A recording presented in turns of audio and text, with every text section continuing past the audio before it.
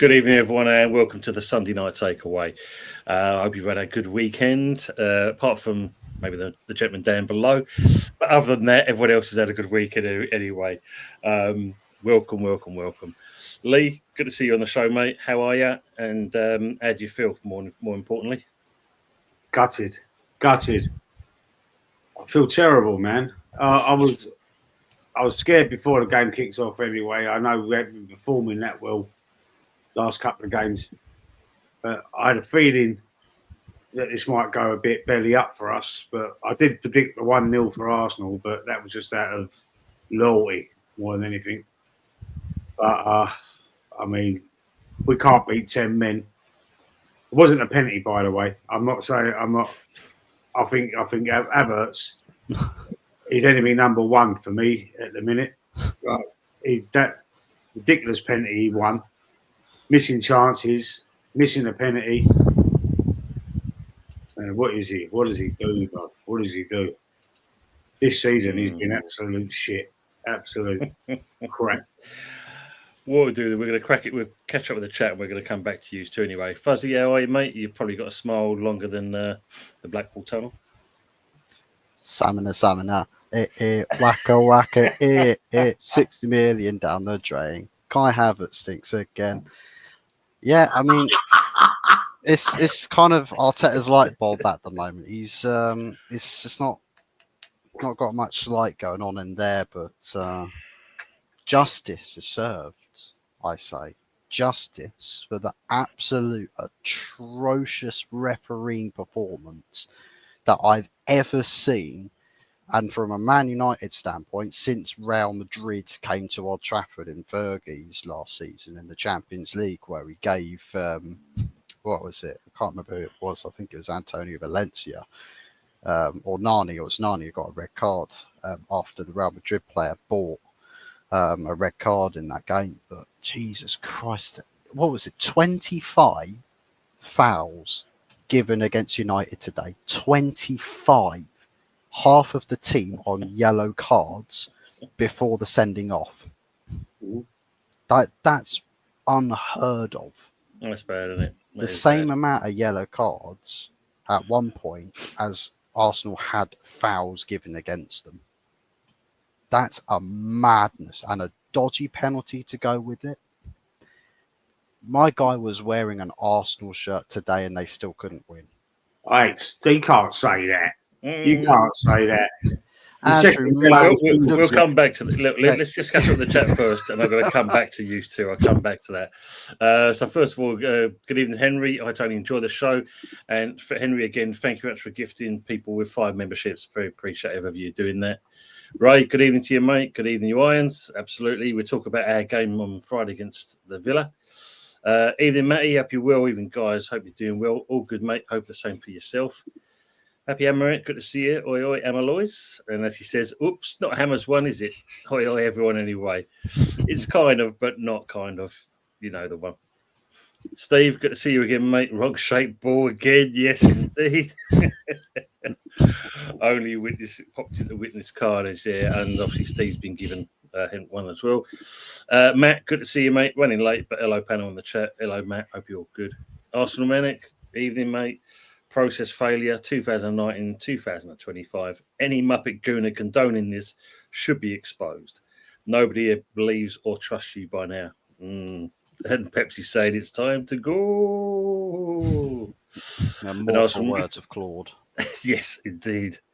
Arsenal Manic saying this Ford Teta is great, knocking us out of every cup competition. Wenger bought us multiple Premier League and FA Cup titles in his first few years, and even during the regression, FA Cup almost every year. Oh, yeah, me, man. We're going to just catch up with this chat, and we're going to crack on with this with you two.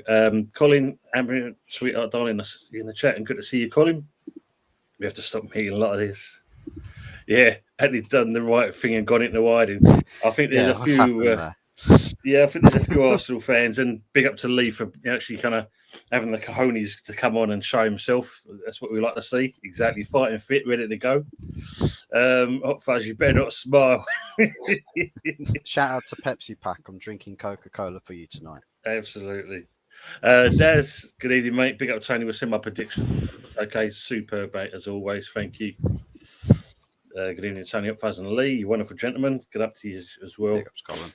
Daz, good to see you, mate, as well. Arsenal Manic saying, we were told once we get Champions League title, world-class players are being lined up to join Arteta's project. How did that go? Didn't see a single one. Only Chelsea rejects. Terence, good to see you, mate. Evening, gents. Once again, Arsenal get beat and the other team start pointing their fingers at the Arsenal supporters, singing, "Who is Aaron's dad?" That's fucking superb. Good evening to everyone in the chat. You don't have a huge history of refs in their back pocket, Pepsi saying. Michael Chelsea, big up top on the panel. Where's Anthony Tractor? Boo, hiding is he? Stuck out in the old fields, mate. He can't get himself there in time. You know, it's like, got to put more red diesel in it. Evening, Jeff. Evening to the panel in the chat. And evening to Ian R as well, mate. Oh, yeah, there he is. Aaron himself. Big up the panel. Like, sub to the stream, people. Thank you very much, mate. Ian, good show you did earlier. Cronky is in there doing a fantastic job. Evening, Frog. Nippy, good evening, all. Yeah, it is bloody freezing out there, mate. AFC always, big up to yourself, mate. Wenger won 3 FA Cups in 4 years. What has Arteta done for me lately? Janet Jackson settings. Yeah, but Janet Jackson, she sings some decent songs at least. That's the truth, isn't it? I don't know about Wenger's karaoke. Yeah, he knew how to do that by jacket. The Bowling Lounge will try and join you shortly, Tony. We're listening in the meantime. Thank you, matey. Evening, JB. Happy good. Coming, you irons. Eden Hendon Gooner. Fuzzy panel guest and all in the chat and watching. Told you last week, Tony, that Arsenal wouldn't win another match in January and early Feb, and you did indeed, Hendon, and you've been true to your word on that. Eden Budgie, do you want to come in? Let me know, and I'll send the link over to you. Oh, he's absolutely having his. That's why the gap in the gap in messages. Yeah, I've seen that. He dropped the phone halfway through and sent it. It's just like, I'll come back to that part 2 in about 5 minutes. Oh, man. Ian R says, sorry, Gooners. Pleased to see the result. I'm not ready for number 41 to win silverware yet. And, yeah, we're going to come on to that comment as well. AFC was breaking news. Arteta said he's happy with his Finn squad. Serious questions need to be answered. Wow, Lee. That's this. Jesus. Hendon saying Arteta couldn't even beat 10 Men United for most of the second half. Extra time and then pens. He's absolutely a budgie. Yep, he's absolutely hammered. Nice, mate. Nice. Over an hour and against 10 men and we still look clueless. And the thing on that, though, League, I mean, I think they showed you a stat at one point. I think it was in their final third. Your passes were like, compared to Arsenal, to Man United's, Man United was on something like 6. Yeah. Arsenal, 212. Yeah. 212, man. And Jesus. JB saying, I hope Arsenal do Spurs in the week. All I've heard all days is Spurs winning the Cup, Spurs winning the League Cup, Spurs winning the Europa. For fuck's sake, doing my head in. Spurs get a win in extra. Hey, they struggled against Samworth. Exactly. Yep.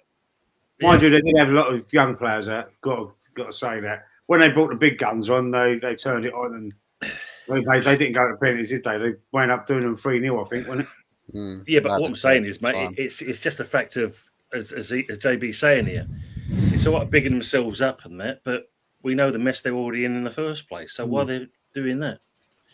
No worries, Budge. Good to see you doing well, though, mate. It's good there. Good evening to HVMY Hammer. Good to see you, mate. Let's bring this man in as well. We've done a great show just a minute ago. James, evening, mate. Good evening, gentlemen. How are we? We're good. We just catch up with the chat, and then you can sit back, get your popcorn, your cigar, and that, and listen to the carnage in the background. Evening, Mama Flossie. Evening, lads, and to the chat. Budgie's a bit hammered, so he'll be watching in the background. Yeah, look, Saka FC. He saved his arse till now. Tony, there isn't anyone at the football club with accountability for this. Agree on that, mate.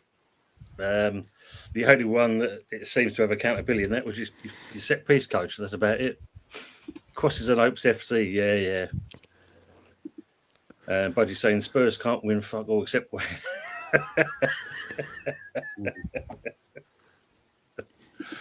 Oh, mate.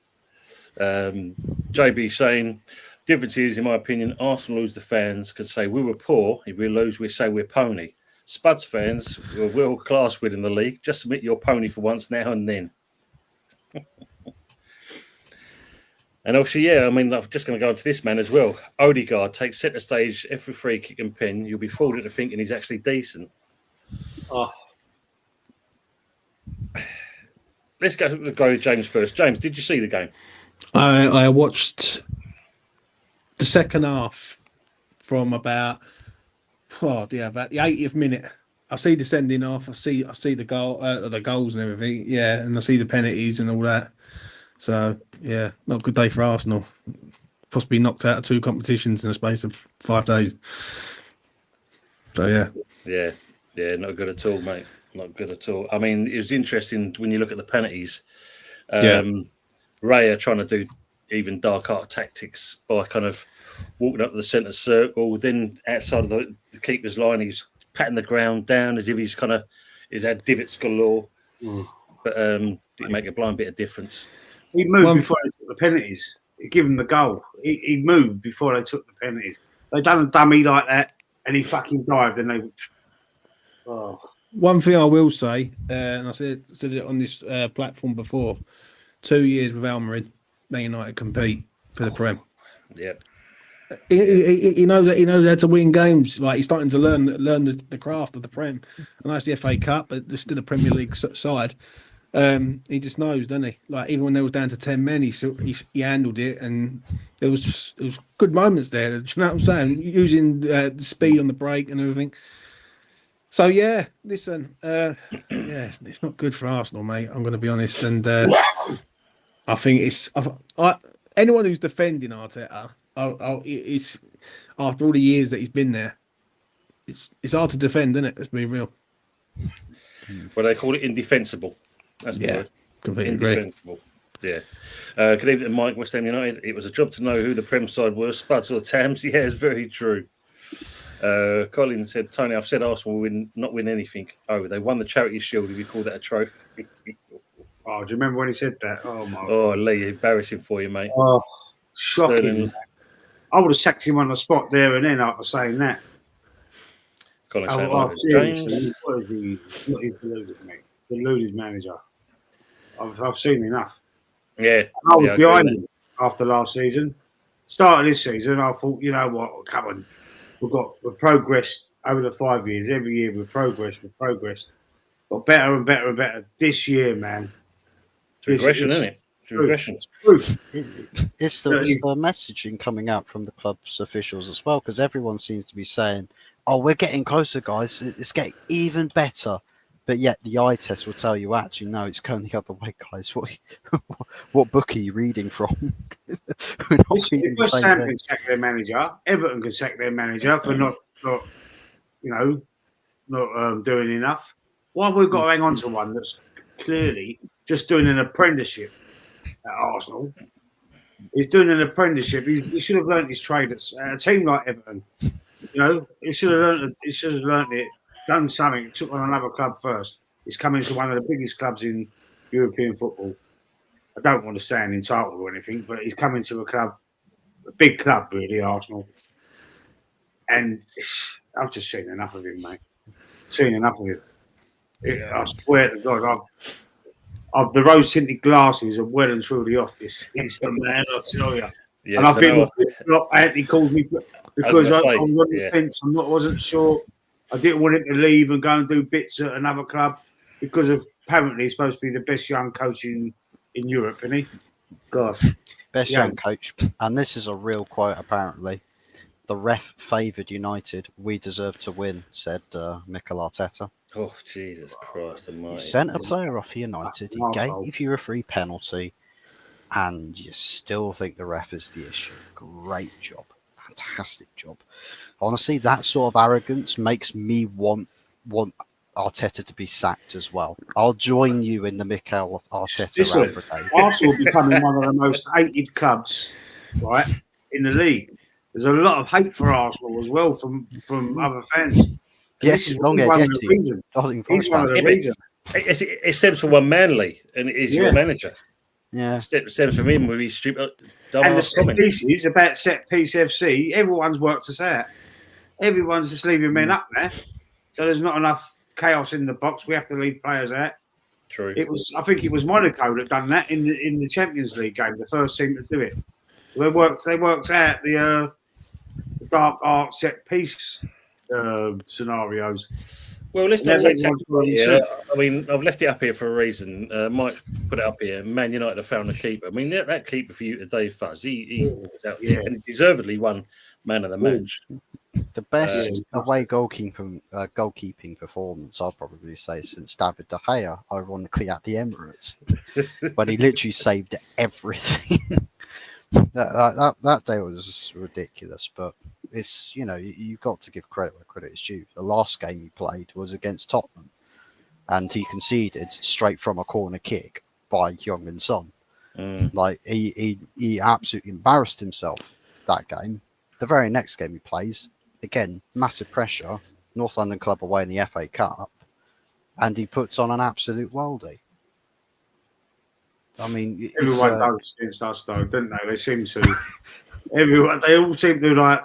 Look at Maguire, fucking brilliant today. He's shit. He was fucking marvelous. He was mustard, Maguire. I know he was at fault for our equaliser, but apart from that, he's just heading everything out. He was brilliant. I thought he was brilliant today. JB's asking us here one question for all. If you could sign one player tomorrow who's realistic and up to 30 million, who would it be? For West Ham, if it's Sully, we'll slap 25 down now for Jonathan David. See what they say he's free soon. And James, I know you've bigged this man up big time, ain't you? This is one man we should be getting over the line. We need Jonathan David at the club now, mate. Like we're fucking hell, we've got Danny Ings up front. Every other club's moaning. Fuck me, imagine having Danny Ings up front who's got to score the goal for you, mate. He's just like got an air transplant. I'll take Danny Ings over Everts, mate. Oh, You fucking wouldn't. I promise you, I would. He missed 3 chances today and a penalty. You're We- privileged, so Lee. Right? worse. Ings don't even get a fucking chance. Right? There's not one chance he gets. The only chance he gets, he comes off the fucking bench. That's about it. But no, listen, he's shit. Yeah, Jonathan David for me. Go and get him. Do you know what? I wouldn't even mind trying to test the water with Liverpool because I know Darwin Núñez ain't up to speed with them, and maybe Slot might not want him out there. I'll go and get him. Like, just need someone. Evan Ferguson, anyone. Do you know what I mean? Like anyone. Donald Dog and Duck striker. Anyone, mate. We'll take anyone. Let's go. I'd take Chris Wood from Forest.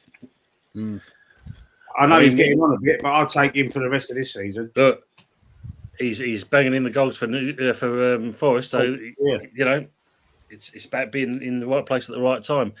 I mean, obviously, I was in the chat for E20 and that, and I put it in there, and also Jay mentioned it about Emmanuel Latte-Leif. Yeah, Atalanta going for him for £18 million. Snap him up like nobody's business. That's an easy one. Get it over the line.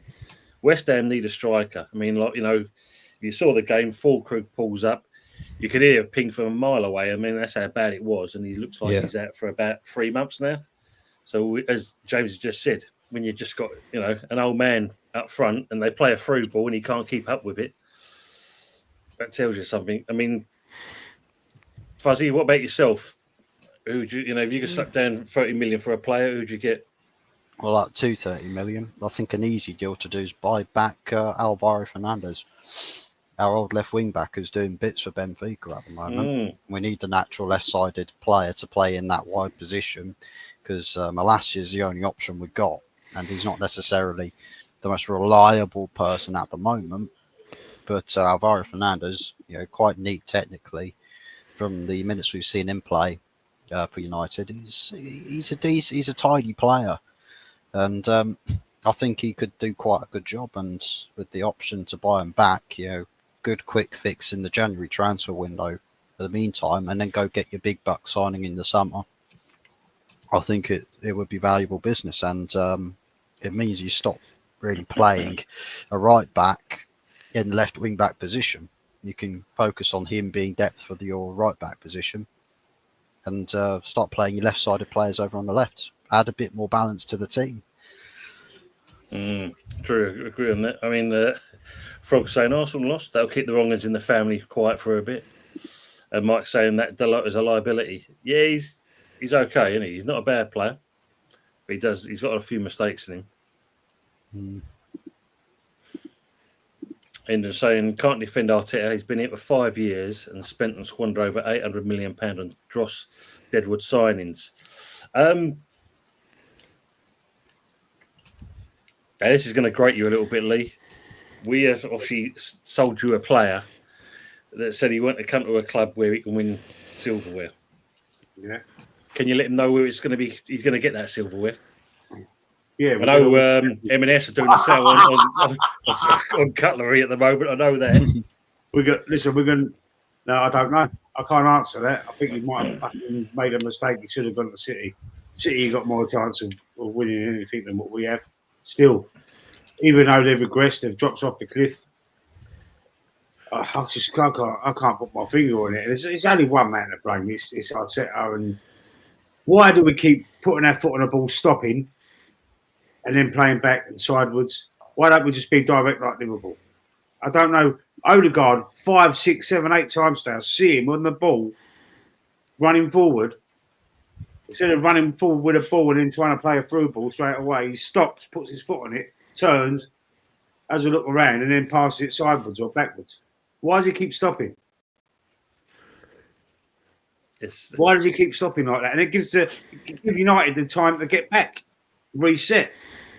Like, done the same thing against Newcastle on Tuesday night. Fucking Dross, mate, he's shit. I don't know, I've seen that with him as well. Seriously, I'm fucked off with everyone. I think Declan Rice missed 2 sitters today. He missed a free header, and then he missed one that he across the box to the far post. Well, I think the keeper might have got an hand on that one actually, but he still missed a free header in the box, didn't he? Yeah, he did.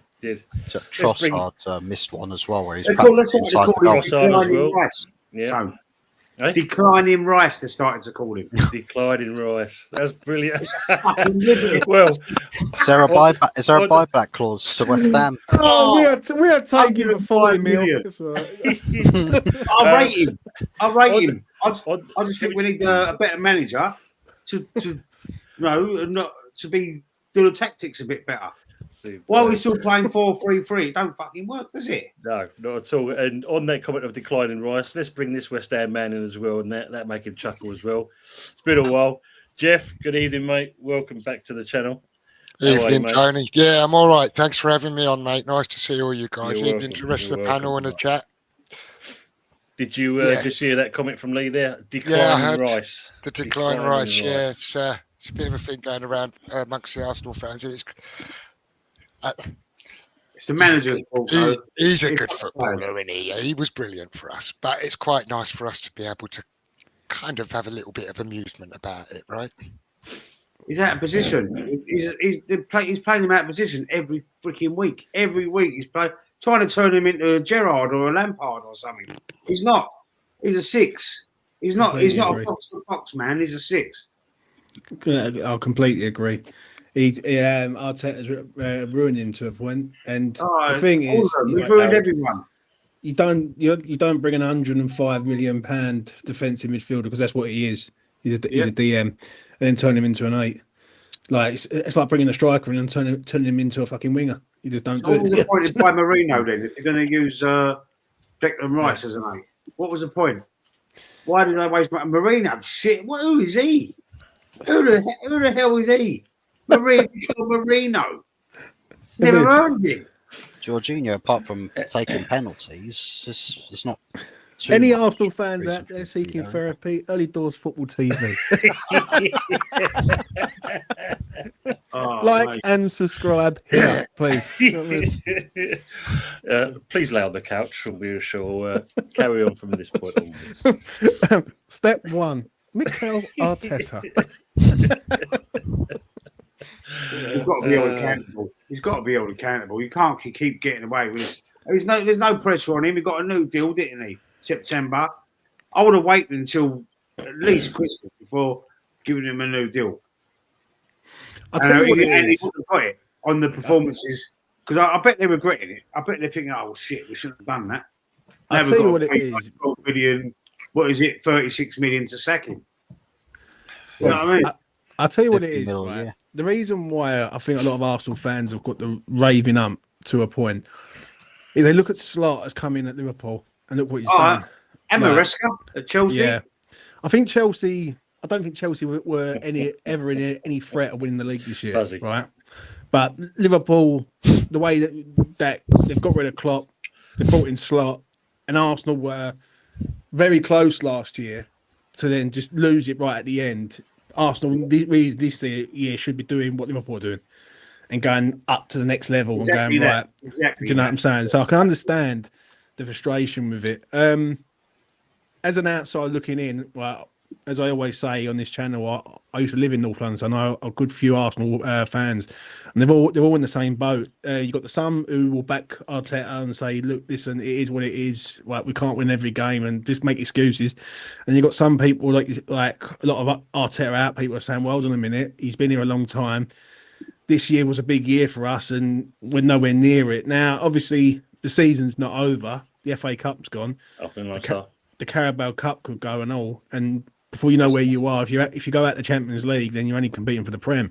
So I think there's a lot of issues. Really, I think the spine of Arsenal's team, from striker, is a problem. They haven't got one. Do you know what I'm saying? They need a midfielder, someone who can come in and make the play. They rely too much on Eldegaard. If you take him out, then who else creates the stuff? And Saka. So you've got two players there. If you take them two out, then who else is there?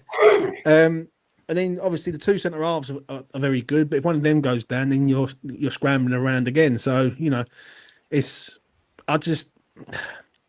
Arteta thinks he's a bit better than what he actually is, and I don't think he's that good, if I'm honest. No, He thinks he's right. shit hosting as well. That's the problem. I mean, like, Arsenal were saying about obviously the Man United thing. Let's not get carried away. Man United, let's get it right. We couldn't hit the barn door, hence we lost. Should have been comfy. But Howard's got it now on the head here with Arteta's conclusions, and he says here that Uranus is a retrograde, and the conjunction with Venus as Mars was the reason Havertz missed his penalty, and that's probably about right. Sounds like Eric Cantona. You know when he was talking about the seagulls and when he had that press conference, kick that Crystal Palace man. So when the seagulls come home to rest or whatever he was talking about. Yeah, he's going. That's right. He's going on with that, wasn't he? Real Madrid 1, Barcelona 5. Bloody hell. Spanish Super Cup final, that is. I mean, obviously, someone said about Thomas Frank, a good shout for Arsenal. We've missed out on that one. I mean, obviously, I'd love to have seen him at West Ham, but we've got Potter. And he went out, didn't he? Thomas Frank, Brentford. Yeah. He's gone out as well, yes. So that was another one they was upset about. That was a lower tier upset, that was. And Plymouth. It was Plymouth, yeah. Wayne Rooney couldn't get a song out of him, and yet they've managed to get a result. Yeah. Oh, another shit manager. That's fine. Well, when he Rooney, great player. They got Liverpool in a draw, didn't they, Plymouth? So, what a game that'll be. Yeah, look, Hendon's saying, look, Arteta is a desperate man with desperate excuses. He knows the end is nigh. And that's the question, though, Lee. Do you think this man's going to be sacked? No, I don't. I think he's untouchable. I think how long did it take us to get rid of Wenger? He's untouchable. Edu left because he was unhappy about the power Arteta's getting at the club, the new deal. They're saying now that Edu left because of that. I mean, I can't think they're happy with him. I think they're just happy with him. But they have backed him.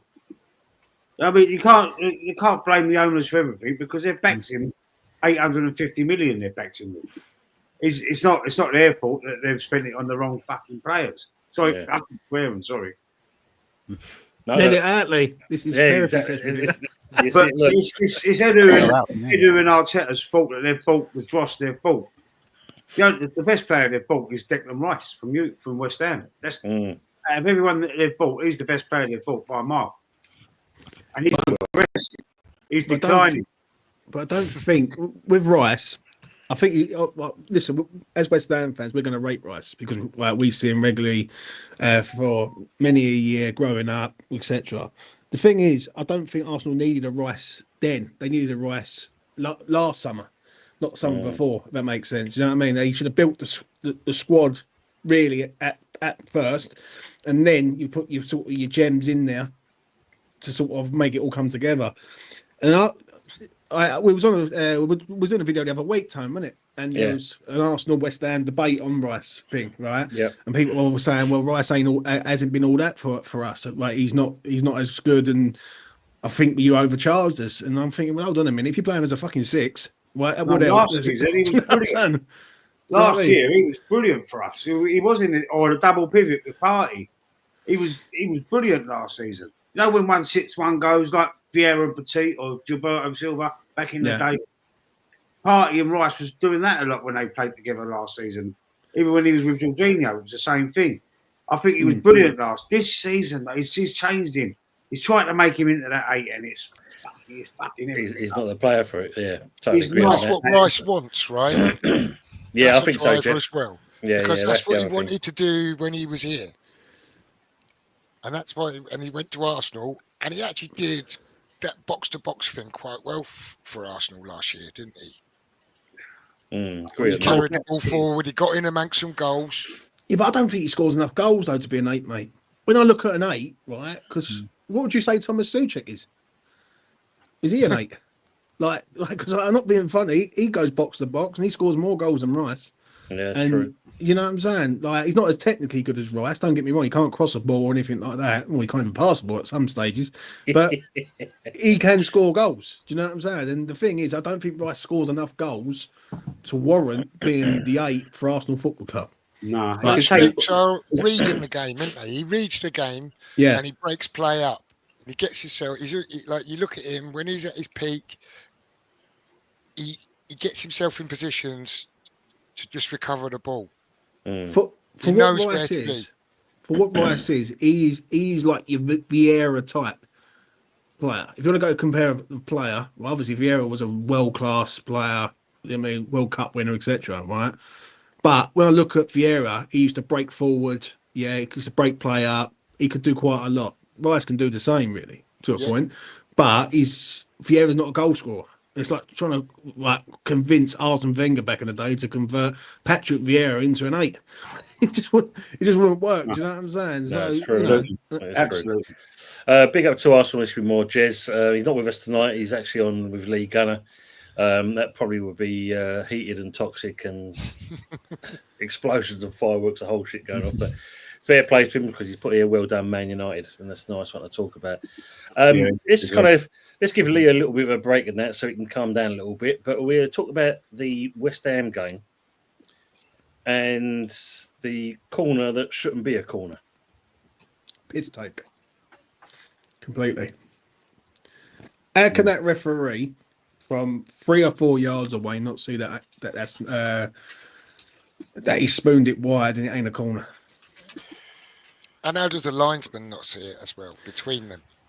I agree with you on that, but the refs, if you look at it again, the ref's standing there and he hits it, and it's just like don't get me wrong, we still got to defend the corner, right? And that's on us. But I just think we run out of steam in that game. I don't know about anyone else, but I think we started well. We scored the goal. We was in the game at half time, losing Füllkrug, which I thought was a big major. Yeah, and I thought he was doing all right in the game. Then we lost Somerville. Right. We lose Somerville and all. Yeah. Second half, we come out and we're not the same team. Listen, when you got Danny Ings up front running around like a fucking headless chicken, we ain't going to go nowhere, and we're going to be carrying him more than anything.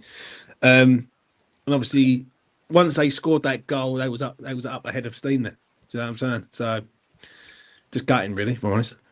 Yeah, Füllkrug looked like he was sort of bringing the play in, and he want to make too much of Füllkrug. Like we haven't seen very much of him. At Liverpool, I thought he was also awful. I thought he was anonymous. It was like having a fucking ghost on the pitch. But at Man City game, we finally got to see, like, oh, hang on a minute, this is the player that we might have. This is the player that might actually have something to offer. He was quite cute with some of his touches, won the ball really well.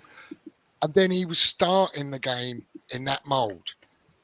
And then we replaced him with Danny Ings, forced.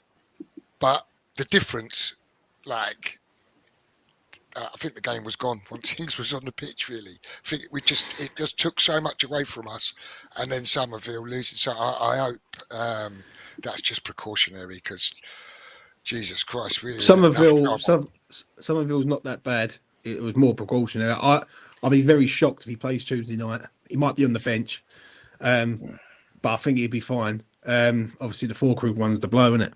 Do you know what I'm saying? And that's the one that really kicked us in the mouth. And the problem is, I see it's it on such a blow because of Antonio Bowen and all of. It's not just Falkirk, that personality. Like, oh God, we lost Falkirk. It's the end of the world. But with everything that's going on in the club, that is Lopetegui has wore some of these players into the ground. And what he's done is he's overworked some of these players, and now they're all susceptible to injuries. Well, we've got so many injuries. I've never known West Ham to have many injuries like this. Like, the front line is all gone apart from Ings.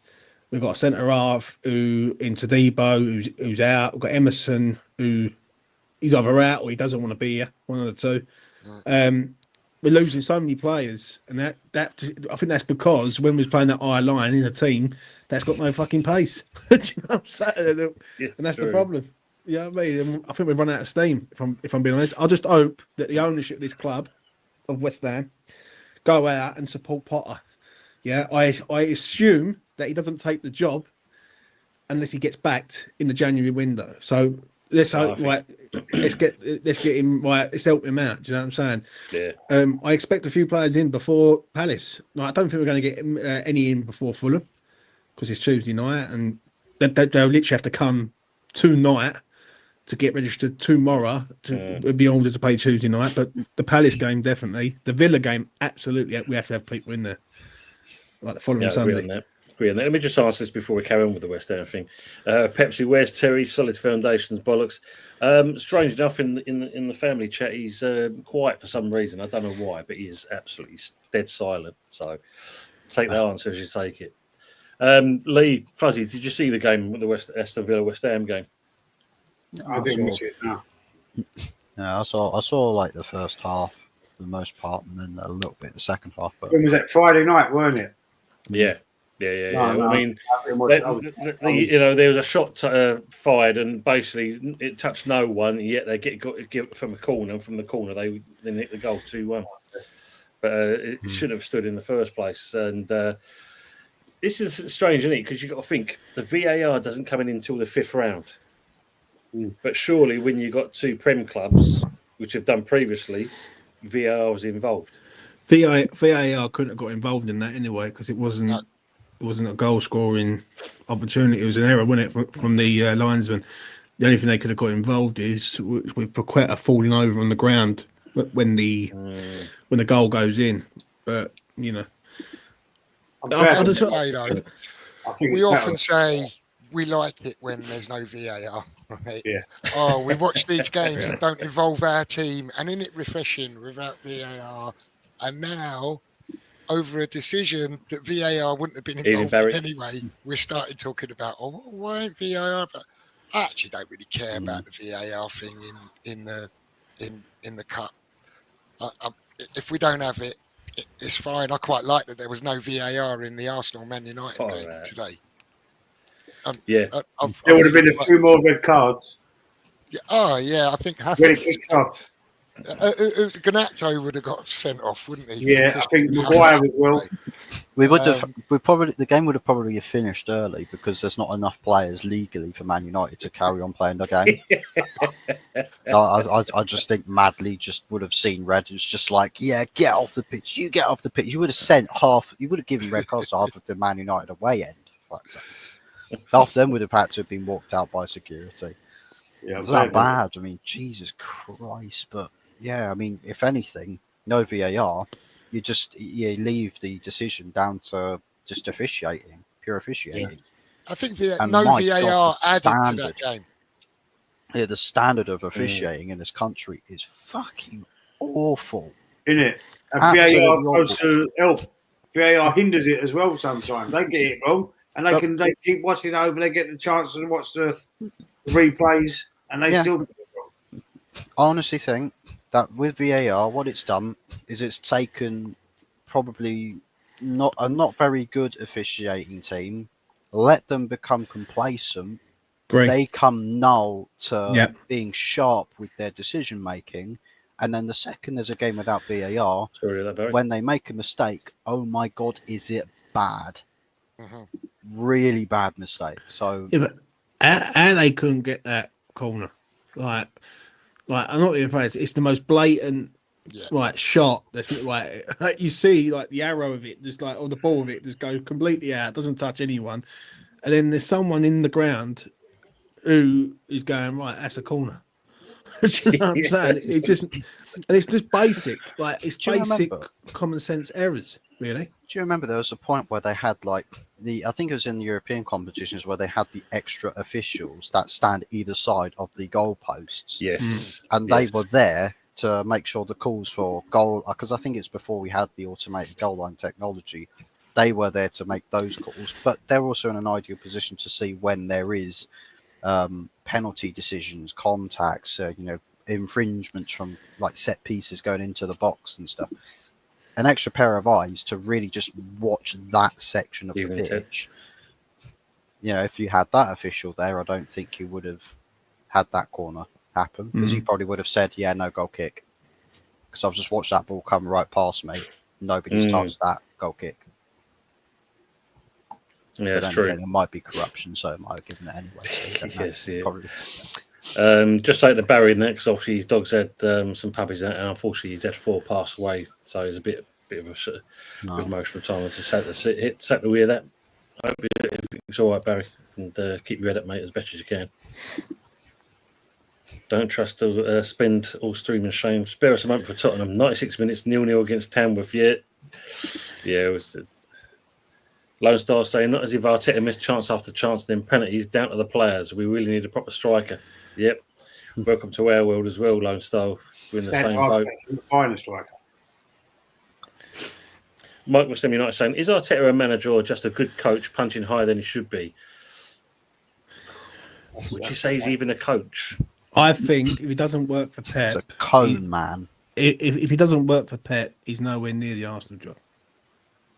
Yeah, That's what I absolutely. think. Yeah, I think if he was working for, let's have a think, Everton. Newcastle United, and he was the coach of Newcastle United, would the coach of Newcastle United or Even Mike. first team assistant coach, whoever it is, be linked with the Arsenal job? I don't think so. I think Arsenal looked at him and thought, well, he works for Pep, he's learning on the job, he's Arsenal related because he used to be a player, and that's what it is.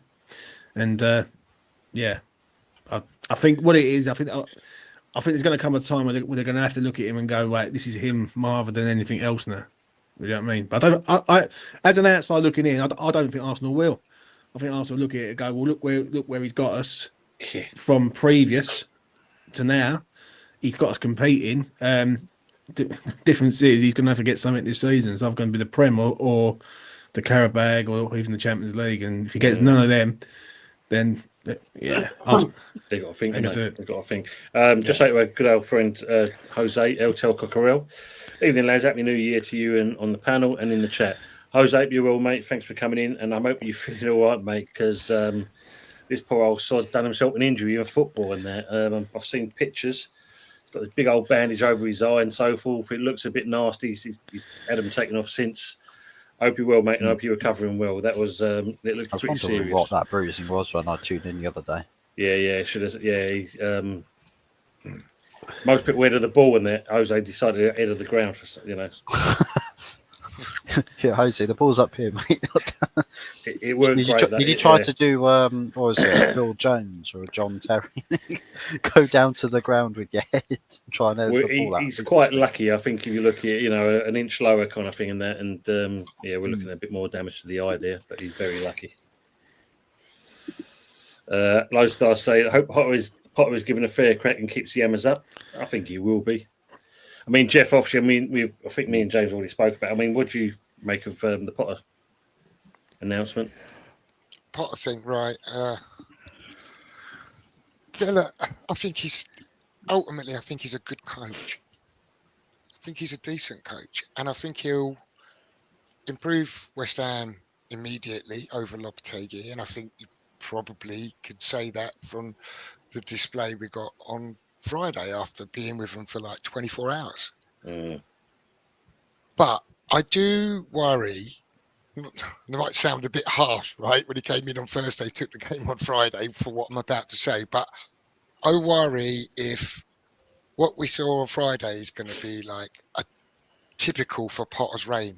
Like, do you know, we played quite well and created a few chances. Oh, we just lost the game 2-1, or we came out of it 1-1, or whatever. And that seems to be Potter's managerial history, as far as I can tell. And I just wonder if how it started is how it's going to be. I get what you're And I saying. noticed everyone getting a bit like over his press conference, because he said the right things, right? I mean, shock horror, right? Experienced Premier League manager in his press conference with a psychology degree, he says the right things to the fan base in his press conference. I mean, it's not really a surprise. Some of the things he did go on to say, though, about how professional he thought the board were, and one thing or another, I thought, like, I don't even know, after the debacle that had unwound in 48 hours prior to it, why are you putting the board and professional together in a press conference in front of the world unnecessarily? I'm like, so I'm a bit worried about the spin that everyone fell in love with Lopetegui when he arrived. No one wanted him. He was an unpopular choice. And then the PR video came out from the club, much like Stuyton, came with among big fanfare. So I'm not saying this in any way, shape or form in an anti-Potter way. I think he's a good coach. I think he'll probably do a decent job for us. And I hope he does really well. Before I get along with this bandwagon of, oh yeah, and he's the second coming, and I'm just going to take a step back and I'm going to see what he does for West Ham. Early signs from Friday, I'd say, are encouraging. But what I also say is,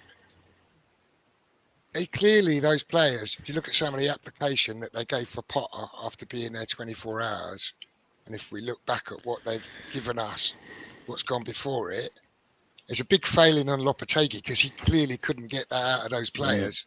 But those players also were underperforming, right? I think we should say that. Oh yeah, I totally. And they was underperforming because of Lopetegui. They did it because they didn't want him to be there. They lost faith in him. I think that was clear and obvious. With the Potter situation, I get what you're saying, but it was a day and a half he's had him for training, and we saw the first half. You know, it looked positive from the off. We looked hungry. We set ourselves up well. We come defended well. We're trying to break them on the counter. Second half, obviously, we knew how it went from there. But look, the chances look good. The situation on the professionalism you're saying of the board, maybe they've actually said to they held their hand up net and said we got it wrong. You never know. I know it's hard to take that, but it's possibly if they've realised what a balls up they made and they've gone for this Potter man, and hopefully they can move forward. I said it the other day on your platform. I actually don't think they plan to sack Lopetegui. I think it was forced to a point because they had no choice. I.e., when the photos start coming out and people are starting saying stuff to Lopetegui, there's friction between Lopetegui and Stuyton. It was always going to be on the cards. I don't know. Like, I understand what Jeff's saying, but when you hear him speak, like, this man could have went anywhere. Let's have it right. He's been waiting for a job for a while, and he could have went anywhere. He could have even waited for the Spurs job. If Ange decides to go, he could go for that. He's come to West Ham. He's got a lot of work to do, right? And he's like, this season's a dead season now. Like this season there's a learning season, right? You go and play your Ollie Scholes, you go and play your Orfords, you go and play whoever, your Guilhermes. You learn from this season, but this season's dead. I don't think West Ham are going down. I don't think West Ham are any threat of going down. I think we've got enough people in there. I think we'll win enough games to get out of trouble. But nevertheless, this is a learning season, right? But he does need help in this window. Yeah. Like this window's this. Like he can't listen, he can't fucking do it on his own. And the ownership, I've got to help him out. Do you know what I'm saying? And I do believe they will help him out because I don't think he would be otherwise. So I think it's not a bad appointment. I think if someone would have said to us in the summer that after David Moyes you're going to go and get Graham Potter, I think everyone would have went, all right, fair enough. We could see, like, look what he done at Brighton and everything. The only thing is with the Brighton situation is the structure there isn't the structure at West Ham. Do you know what I'm saying? That's a first-class structure. And we've got a structure that is like made out of fucking tinfoil. Do you know what I'm saying? So, you know, we're going to have to wait and see how he does on that. But do you know what? It's a positive sign if he's giving youngsters a go. Oh, yeah. He's looking. Do you know what I'm saying? And I mean, Scarl was getting man of the match on that game as well, and he was immense. And if he, I will say what you said, James, about, you know, it's going to be a bit experimental. We might see some youngsters, and I tend to agree with that because I think we're in a safe enough space. I don't want to sound complacent about this, right? That we're not going to get relegated, right? We've got this adversity that's thrown at us now, right? And I'm not sure how successful the January window is going to be. It's not the easiest time to recruit, and we need a proper striker, and we need to get one in January, and we don't have a lot of money, and we also need a couple of other players. this is And I don't why see us getting all of that, right? So this is where I agree that I think we're going to see some youngsters, and we'll probably pick up some results, and Scholes will probably get roasted like he did against Brighton a few times, and it'll cost us a few games, right? But it's okay as long as we'll do enough. And what that'll do, I think that will really help cement Potter with the fan base. If they can see an identity of play and see what he's trying to do and what we're trying to work towards, and these kids are getting a chance, I think that'd be enough for a lot of people to get behind him. That's what we That's need. a I mean, that's a just good thing, by the way. Yeah, I just want to say this because obviously what you said, James, about, you know, hopefully he learns from this. That's the reason why I left this comment up here. I mean, HVMY said here, we did run out of steam in the second half. We know that, taking the goal, it declined. But the last comment is the one that gets me. Yeah, bringing on Kufal wasn't the move. He was absolutely atrocious. Yeah, but all the he wasn't the only one. Danny Ings is we know that one as well. Yeah, but one thing I wanted to say just quickly, right? Big up Hamilton. Because obviously Arsenal had a technical director, or you know, someone who sort of was in and around sort of buying players in Edu. Yeah. We've got a technical director in Tim Steidten, and this is where some of the West Ham fans do really get on my fucking tits, if I speak the honest truth, right? When they sort of praise up Tim Steidten, we've known we needed a striker for ages. Do you know what I mean? The moment Antonio has a car crash and Bowen goes down, right, we should be in the hunt for a striker right now, and we're sitting here not doing nothing.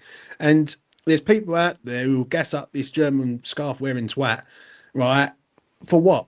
For what exactly? Like, what is he doing? The geezer needs to do his job at the end of the day. It's day 12 of the January window. Yeah, and we're up. Listen, it won't be before long before the window comes to an end, and West Ham need players. Now, whether or not his hands are tied, is another thing. Like, whether or not Paul turned around and said to him, right, we can only get loans in, but we can only really get 2 loans in because we've already got Soler on loan. And there's someone else who's on loan and all. Tadibo's on loan. So we've got 2 people on loan. So we can only get 2 loans in, but we need more than 2. Like, do you know what I'm saying? So I look at this and I get what Jeff's saying, but for me, with one thing what Potter has got is he's got a plan, and that's a start. Do you know what I mean? If you've got a man with a plan, then I can get on board with it. I can understand what he's trying to do. With Lopetegui, he had no clue what to do. The only thing I will say is the other day, the way our ownership treated him in regards to sacking him, I thought was a disgrace. He mugged off every West Ham fan going. Definitely. We're all sitting there going, this man's going, but he's taking a training session in the morning. Like, that's not exactly professional. And then the thing is, it makes rival fans look at us and take the piss out of us for having an owner like that.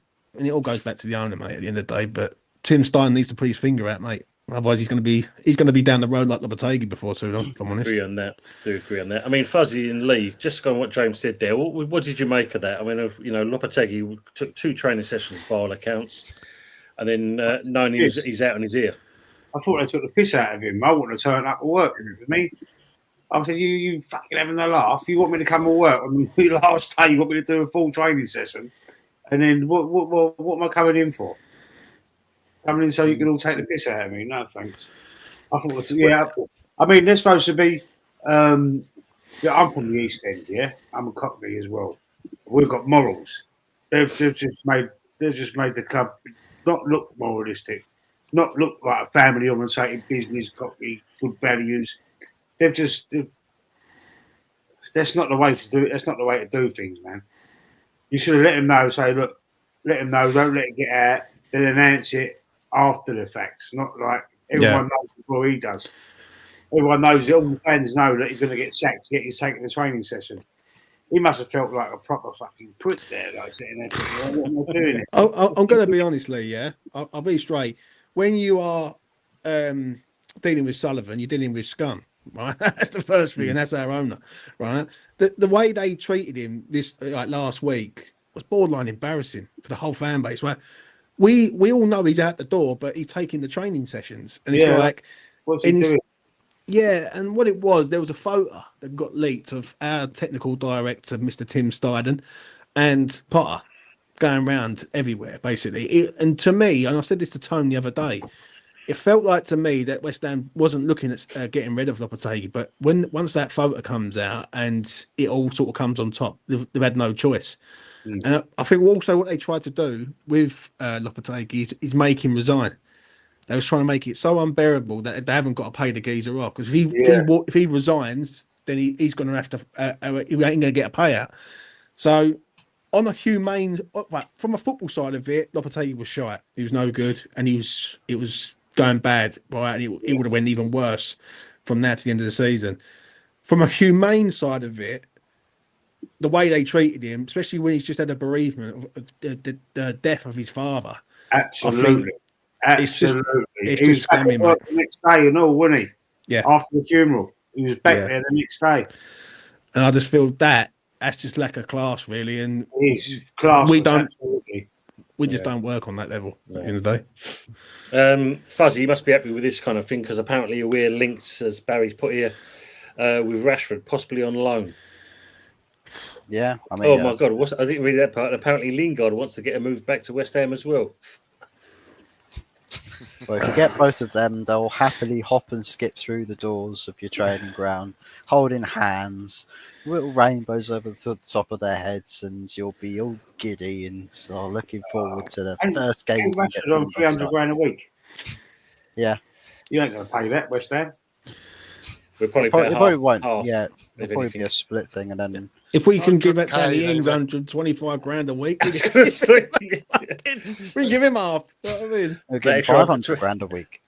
The extra 25 Things grand. I've heard is it's about 100k a week that West Ham have put to it, and then it'd be subsidised by United. That's what was going around. It was a similar thing when he was linked with like AC Milan. Who knows the details? But if that's the kind of deal, West Ham could do that, right? They could make a deal like that.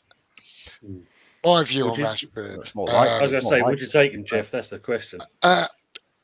If I'm honest, I'm not really that keen because I worry about his attitude and his application, and I just don't know. Do we need that in the dressing room? You know, kid can't wake up. You know, set his alarm to get to work on time. It's not really very good, is it? All that said, it might set his alarm, but it'll be in the middle of Belfast nightclub. Right, but all of that said, right, we're in absolute dire straits here at West Ham, and we need some solutions pretty quick. There's no way we're going to buy Rashford, and there's no way we're going to pay him that kind of money. So, do you know what? A loan to the end of the season with his wages subsidised to that degree to get a player of Rashford's quality in the door till the end of the season. Do I think that's ideal? Not especially. But do you know what? It could just kind of work for West Ham because we're in such a shit state. We're desperate, really. It's such a bad sort of transfer deal to do that it might just work. Yeah. Either that or Arsenal come in on the permanent and end up putting money on the table. Arsenal need to. I've done a video on my channel about it saying no, like I don't want it. Well, the thing Yeah, is that he's linked with these European clubs at the moment, Mm. but with Milan, the most likely destination for him, they're looking at Kyle Walker, and if they sign Kyle Walker, that's a Rashford transfer dead in the water. So once Milan are out of it, the only most likely club that would most likely want to go for Rashford would probably be Arsenal. I mean, Jesus got injured today, went off Yeah. with an injury. How long is he going to be out for? Stretcher and all. was it Yeah, stretcher job, was it? I don't know. Jorginho off with an injury as well. Probably a bit more of a smaller injury, but that's 2 injuries in your game today. Tottenham on the in midweek on Tuesday. Is it Tuesday or Wednesday? I think it's Wednesday, Tuesday. Wednesday. Wednesday. Well, Jesus, I mean that's another physical game because Ange will want to play at 100 mile an hour. So you've got to have fitness for that.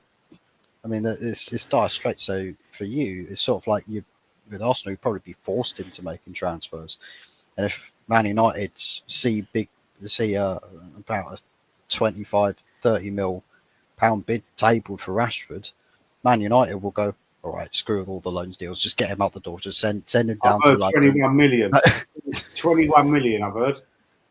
yeah. Arsenal, really nice. Really I mean, nice. actually, Lone Stars here saying the ball's awful in the Carling Cup semi, and today we wore white, and that was a daft decision. Obviously, Aston Villa wear their commemorative kit on Friday. Couldn't afford to put the names on the back of the shirts, but that's that's neither here nor there. But that is that the kind of was this the surrender kit you was wearing today, Lee? There was the No More Red, right, about stabbings. And, Yes, yeah. That, No Engine More Red. knife crime. The third round of the FA Cup, we've done it for about the 4th year running. We've done it in the 3rd round. They just wear a white kit. I disagree with the white kit because it's And you've tough. lost every time. Makes me sick.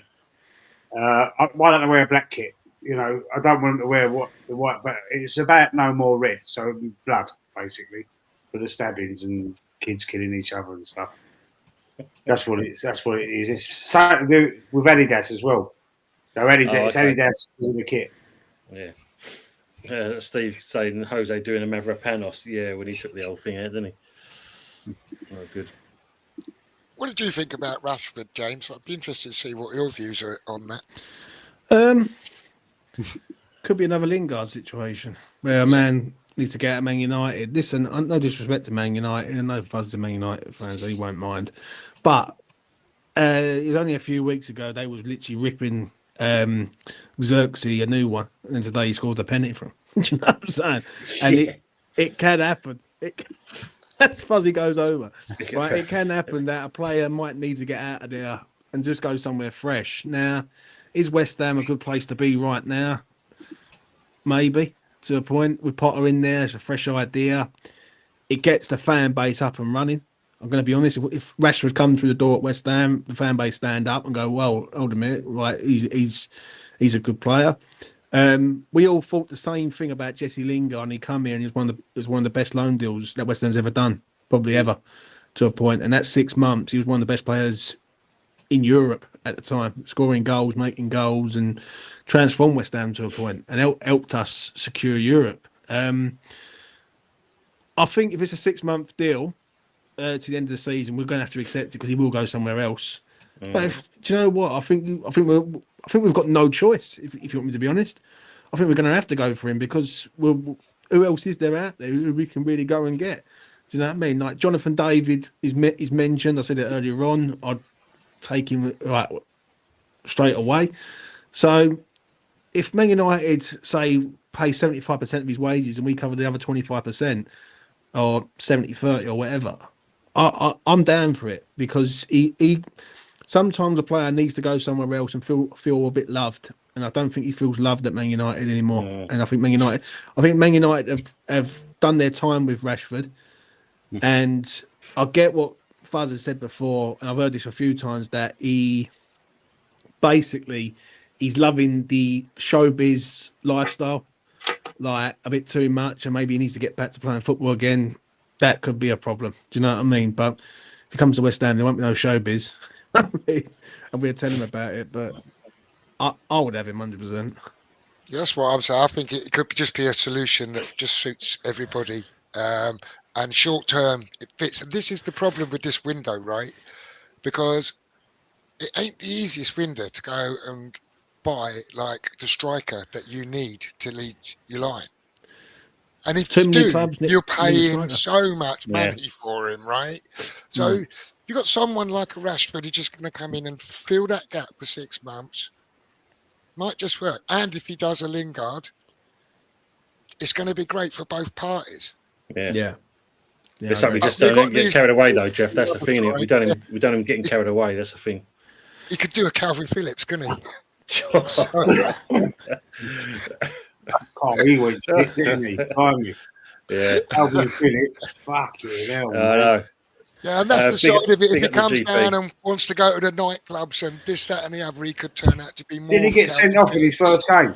than a Lingard? Yeah, it's No, he gave away a penalty his first game. Penalty, Give away and the then penalty. second I Give don't away know the what he was penalty, saying in his first game, yeah. Yeah, give away the penalty. Big up the GP as well. Best West Ham fan, United TV. Well, there's all of us. We all involved. GP, what are you saying, bro? You're forgetting E20's own TV. So like, you know what I'm saying? That's why I said all of us, James. Yeah. We're all I know. inclusive. We're all inclusive. I know mate, he's your mate. You know what I mean? Yeah. Graham Potter. You know what I mean? Ravi's saying here, Odegaard is the definition of the hip hop lyrics. Wave your hands in the air, wave them like they just don't care. Never seen a man do more waves than an air start. I mean, look, when he scored the penalty, I mean, the run up to the penalty was weird in itself, Lee. I mean, like, you know, I don't know what he's doing with his legs there. But afterwards, then kind of fist up in the air. That's great, no problems at all. But trying to get everyone G'd up in this case of, well, we still got to score the goals first of all. Mate. What do you make of your captain? Well, listen, I had a debate with Anthony before about, you know, captain being vocal or captain being like Odegaard is quite quiet but leading by example. And we was having it about, I think you can be a captain that's not vocal, but you've got to lead by example, like Thierry Henry. He wasn't very vocal, was he?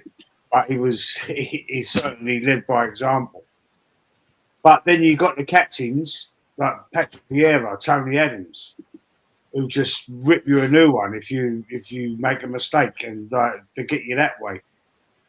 I don't think he's got either now, Odegaard. I think he should be stripped of the captaincy. Should be given to a Gabriel or a Declan Rice. Mm-hmm. And I did, you know, a few years ago, I wanted Kieran Tierney. I was touting him to be the next captain. Because there was a game when he come on, not when he come on, so yeah, he come on. I can't remember who it was against, but we was losing the game and he come on and he got the game by the scruff of the neck and he just got everyone playing again. You could see him barking at people. He was running up that left and we ended up turning the game around because of it. I think it was against Chelsea as it happens a couple of seasons, 3 years or 4 years ago. But it was like someone with a bit of balls, you know, a bit of something about him. And Odegaard, and that we're going up to the crowd. I think he's losing respect. I think he's losing the respect of the fans as well, because they're just saying, "Well, shut up, mate! Stop stopping halfway through your run. Have a shot at goal. Like, stop. What are you putting your foot on the ball for? And just stopping the momentum, and then looking for someone to pass to. But he's not even leading by example. So that argument's out the window. He's not a captain. He's not a captain. Absolutely not. Good day, David. Hope you will, mate. Morning, Tony Panel in the chat. Good to see you, matey. And I see you mentioned this. I think it was Jay mentioned it in your channel, James. Yeah. Emerson wants to go to Saudi. That's what I've heard. He's had enough of. He don't want to be at West Ham. Do you think that's because of Lopetegui, or do you think Potter can turn his head? Fucking hell! If anyone can, it's going to be Potter. You know what I mean? But I just think he's had enough, mate. If I'm to be real, it's been here a while. Maybe like I think it's more Italy than Saudi, but it wouldn't surprise me. As I said to you the other day, Chilwell said it on your show the other day on Thursday night. Friday morning, links come out. Chilwell to West Ham on probably a loan deal. Or a small fee to try and get him out of Chelsea. It wouldn't surprise me. We get rid of Emerson. Chilwell comes to West Ham. Also good for the homegrown quota, isn't it? Or the British quota, so to speak, because he's a British player. So yeah, I don't know. I don't know what it is, mate. It just feels like a lot of clubs are in a mess in this January window, and really, it's a bit mad out. Really, to a point. So many clubs need so much in such a small space of time. Do you know what I mean? So if Emerson goes, he's been a good servant. He helped us win the Conference League. It is what it is. Yeah, I think Emerson's wanted out for a while. I don't think it's anything to do with Loppy. If you look at Emerson from this sort of time, back end of last season till the end of last season, he hasn't been at it, and he ain't been right. And for me, pretty much the entirety of this season, he ain't been right. I think he's wanted to go for a while. I think it'd be easy option to point the finger at Loppy and go, yeah, Loppy, he's had enough. I just think he's had enough, West Ham. And I agree, James, I think he wants to move on, probably Italy, most likely destination. But I don't think that's a dreadful thing, right? No, if we get someone in, a replacement, he goes and carries on, plays his football where he wants to play, and we get another left back in, I'm cool. Well, thanks for your service. Good luck with the rest of your career. I just think it's a lot. I'll tell you what the reason why. I think it's a lot that we because obviously Alvarez has been linked with a move. Emerson looks like he could go. We don't know yet about Lucas Paqueta. We don't know whether he's going to get banned or not. And if that comes up, he's out. Well, he ain't going to be able to play. It just seems like, and I said it to Jay on E20 earlier on. How can we spend 150 million and be like with no depth? Do you know what I mean? The depth just—it seems like if I could do this and then Fuzzy, after recruits, do your finger. I was going to say, James, hold on. 850 million with there you go. 850 million he spent. He's bought 32 players, I think. 30 players, 32 players. Arteta. And 28 of them have been shit. Yeah.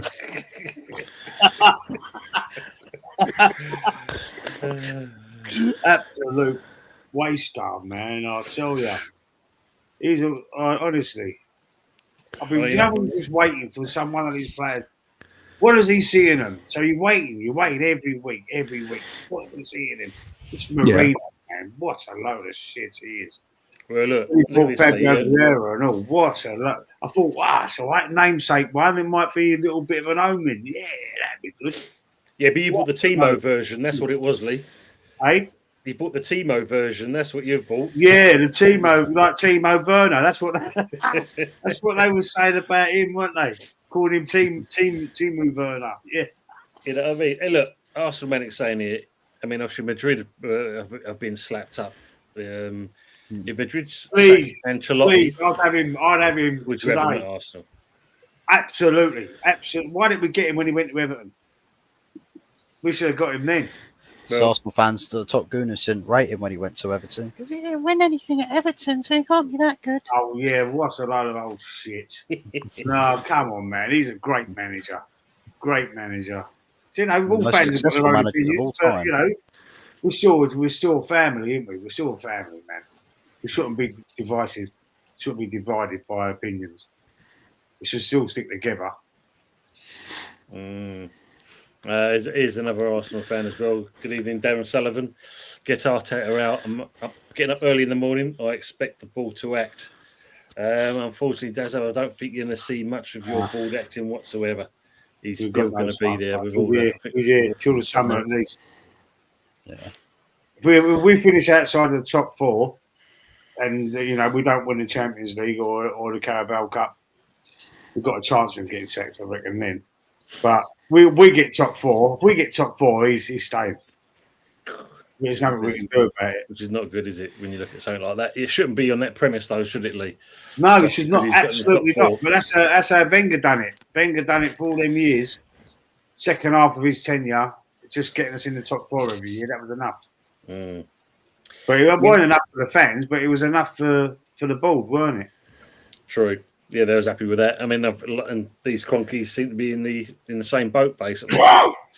Yeah. Happy Emirates saying about Fulkrug has only just come back from a 3-month injury spell, and now look at another 3 months out. Just when he was starting to look a bit promising, can't even sell him now. And this is the thing, isn't it? If we was looking to offload this player, now we can't. He's only come in the summer, didn't he? Yeah. Yeah. I mean, I think Lone Star put it in early on. You know, he's played 30 games in 3 years, and for us and that, he's only done a lot after 30 minutes. Yeah, but I'm not being funny. It's our own fault, though, isn't it? Let's be real. When we're accepting a 31-year-old from a 22-year-old, I think it was 21, 22-year-old in Duran. Yeah. It's our own fault on this one. It really is. As I said earlier on, it's up to Steidon now to go out and sort it out. I mean, people keep blowing smoke up the geezer's arse and making out he's the Messiah. So let's go and fucking see what he can do. Do you know what I mean? Like, he needs to do something. I'm saying he ain't done nothing yet. True, agree on that. I mean, Fuzzy, looking at Man U, are they looking to bring anyone in this window? Well, the manager wants the club to bring people in. I think at the moment they're trying to find buyers for people. I think Casemiro to Saudi is one of the big transfers that they want to do, get transfer fee and hopefully get his wages off the bill because, I mean, an unused substitute today, I think the manager doesn't really want to be using the. I think it's easy to see the players the manager right now wants to get rid of. He's not using them. He's refusing to use them. I mean, he brought on Toby Collier in a must-win game for United instead of Casemiro. So, I mean, that tells you a lot of what you need to know in that regard. So, I think there's players. Rashford once gone. I think Anthony's a player that he's looking to try and, if we can make money from him, we're selling him, then that would be a positive as well. But I think he might be stuck with a loan deal for him. And I think there's a bit of focus as far as incomings. I think we do want to get a left wing back, but I think they're sort of only looking at Nuno Mendes at the moment. So that's not really going to happen till the summer because I can't imagine PSG will let him go. I think the striker, they were looking at Kolo Muani as like a loan deal, potentially then to do a pre-agreement package for Gyökeres in the summer. That might happen. Inacio, I think 35 million was quoted for him in the last transfer rumour. So there might be something there for a centre-back signing. Good age profile there as well. But yeah, I think maybe a midfielder as well. I think Douglas Luiz was mentioned because there's a bit of a round robin at the moment with us, Juventus, and somebody else. West Ham. Players going here or there. I think if we can get Douglas Luiz in to replace Casemiro, that's a Prem-proven DM type midfielder who can partner up with Ugarte. A lot of tenacity. I don't think it's going to happen, Fuzz, because I think West Ham are in for West Ham are in for Douglas Luiz. I know that. I'll take him. Arsenal that's front what- signing. Wow. 2 years. That's what running. it- Yeah. Well, everyone Everyone clubs was- here yeah. needs Yeah. Douglas Luiz in some way. I think what it shape, is or form. with the Alvarez links to Monaco, it makes sense. Take Alvarez out, let him go, bring Douglas Luiz in. So, you know, so stay away from him, Fuzz. Wow. you got. We'll give you Casemiro. Tone, sorry, Tone, I'm going to have We'll to. give you Ericsson. Lee, thanks so much for your time, mate. Thanks for coming in there. And Take care, man. Nice to meet you, Lee. keep your chin up, mate. It can only get better for Arsenal. Yeah. All right, nice to meet you all, yeah? Thanks for coming in, Take mate. care, Lee. mate. I'll see you again. Yes. Yeah. Next time, mate. Next time. Take it easy. How do I do this now? There's the Leaf studio. Oh man. Yeah, Pepsi crap preferred Dr. Pepper. Jesus. Next time we're all blue kit, no more Crips. Well, I mean, Arsenal could probably stand a chance at beating Tottenham on Wednesday by wearing the white kit again. Play a kit clash. They were saying silly gimmick putting us in with those Spurs tops. That's what they lost. What do you think of the Ferguson stuff, Tony? You for or against that? Maybe for or against ain't the right way to put it, because it's not necessarily for or against. But what's your views on it? I mean, Happy Emirates put it there. It was quite interesting because I did a watch along as well. I think James did one. I did one as well, and it was quite interesting when it came to looking at the subs. That there's Aston Villa reeling off all these players, and like they went down about like so much. You can see it. And then he looked at us, and that we was only that much. That's where we're thin. So bringing a player like that in is not going to be a bad thing. Not saying he's going to start, but I'm sure. But what's the deal? Because they want they want like a loan with an option, and they're talking about 60 million or something like that. Which is it's ridiculous money. 60 million. He can't even get in Brighton's team. Well, this is the thing. Not being funny, even Arsenal have been linked with him. I don't see like 60 million. I'm like, no thanks. Nah. I don't even mean that. I mean, Jesus Christ. At this point, between 20 to 30 mil striker at best. Yeah, exactly. Yeah, there's no way he's worth that much. I mean, until they mentioned his name and that, I thought I can't even the last time he properly kicked a ball. And they Well, won do you know million. what? I had a look at their. I'm not sure who they played in the FA Cup the weekend. I think it was Norwich away, and they won comfortable. And I had to look and see if he was on the pitch or on the bench. Well, nowhere to be seen. Didn't he? Well, he fit perfectly at West Ham. Well, that's They can another sign worry an about injured him. player. Though. Actually, no, that's a good thing. That's an Arsenal thing, signing injured players. So what? We at this His rate, injury record's not good, is it? the old porter cabins are going to have all of us full up with injury players. Do you know what I mean? That'd be our 11 aside. You know what I mean? We'll definitely. I'm not with him. He's 20 years old. Do you want to bring a 20-year-old in and to try and save your season?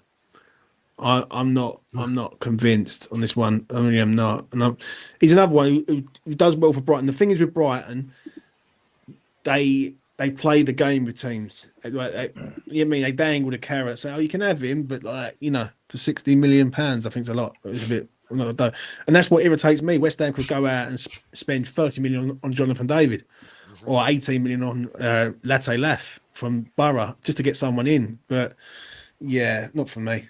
No, not him. I mean, like he said, Latte left. If he's going for if Atlanta's putting £80 million pound in there, bugging 20 million, snap him up, done, end of. That's the way around it.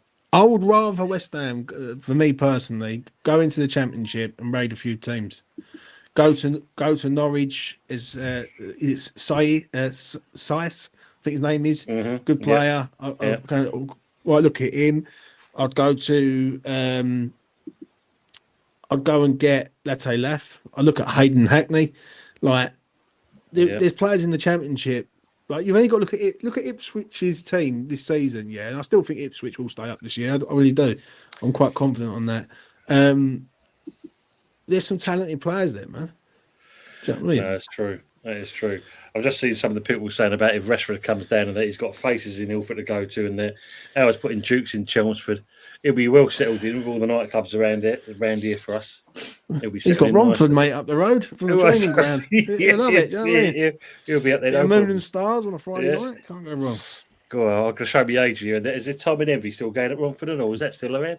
No, that's gone, mate. It was called Attic, and now it's called Up for Sale. no one wants to buy the fucking thing. You know what I mean? And but I tell you what, there is a fancy bar in Romford. I can't think what it's called. Someone who's from the area might tell me, but it's a fancy bar. Some geezers who've got a bar in Mayfair thought he'd decided to buy a bar in Romford. Wow.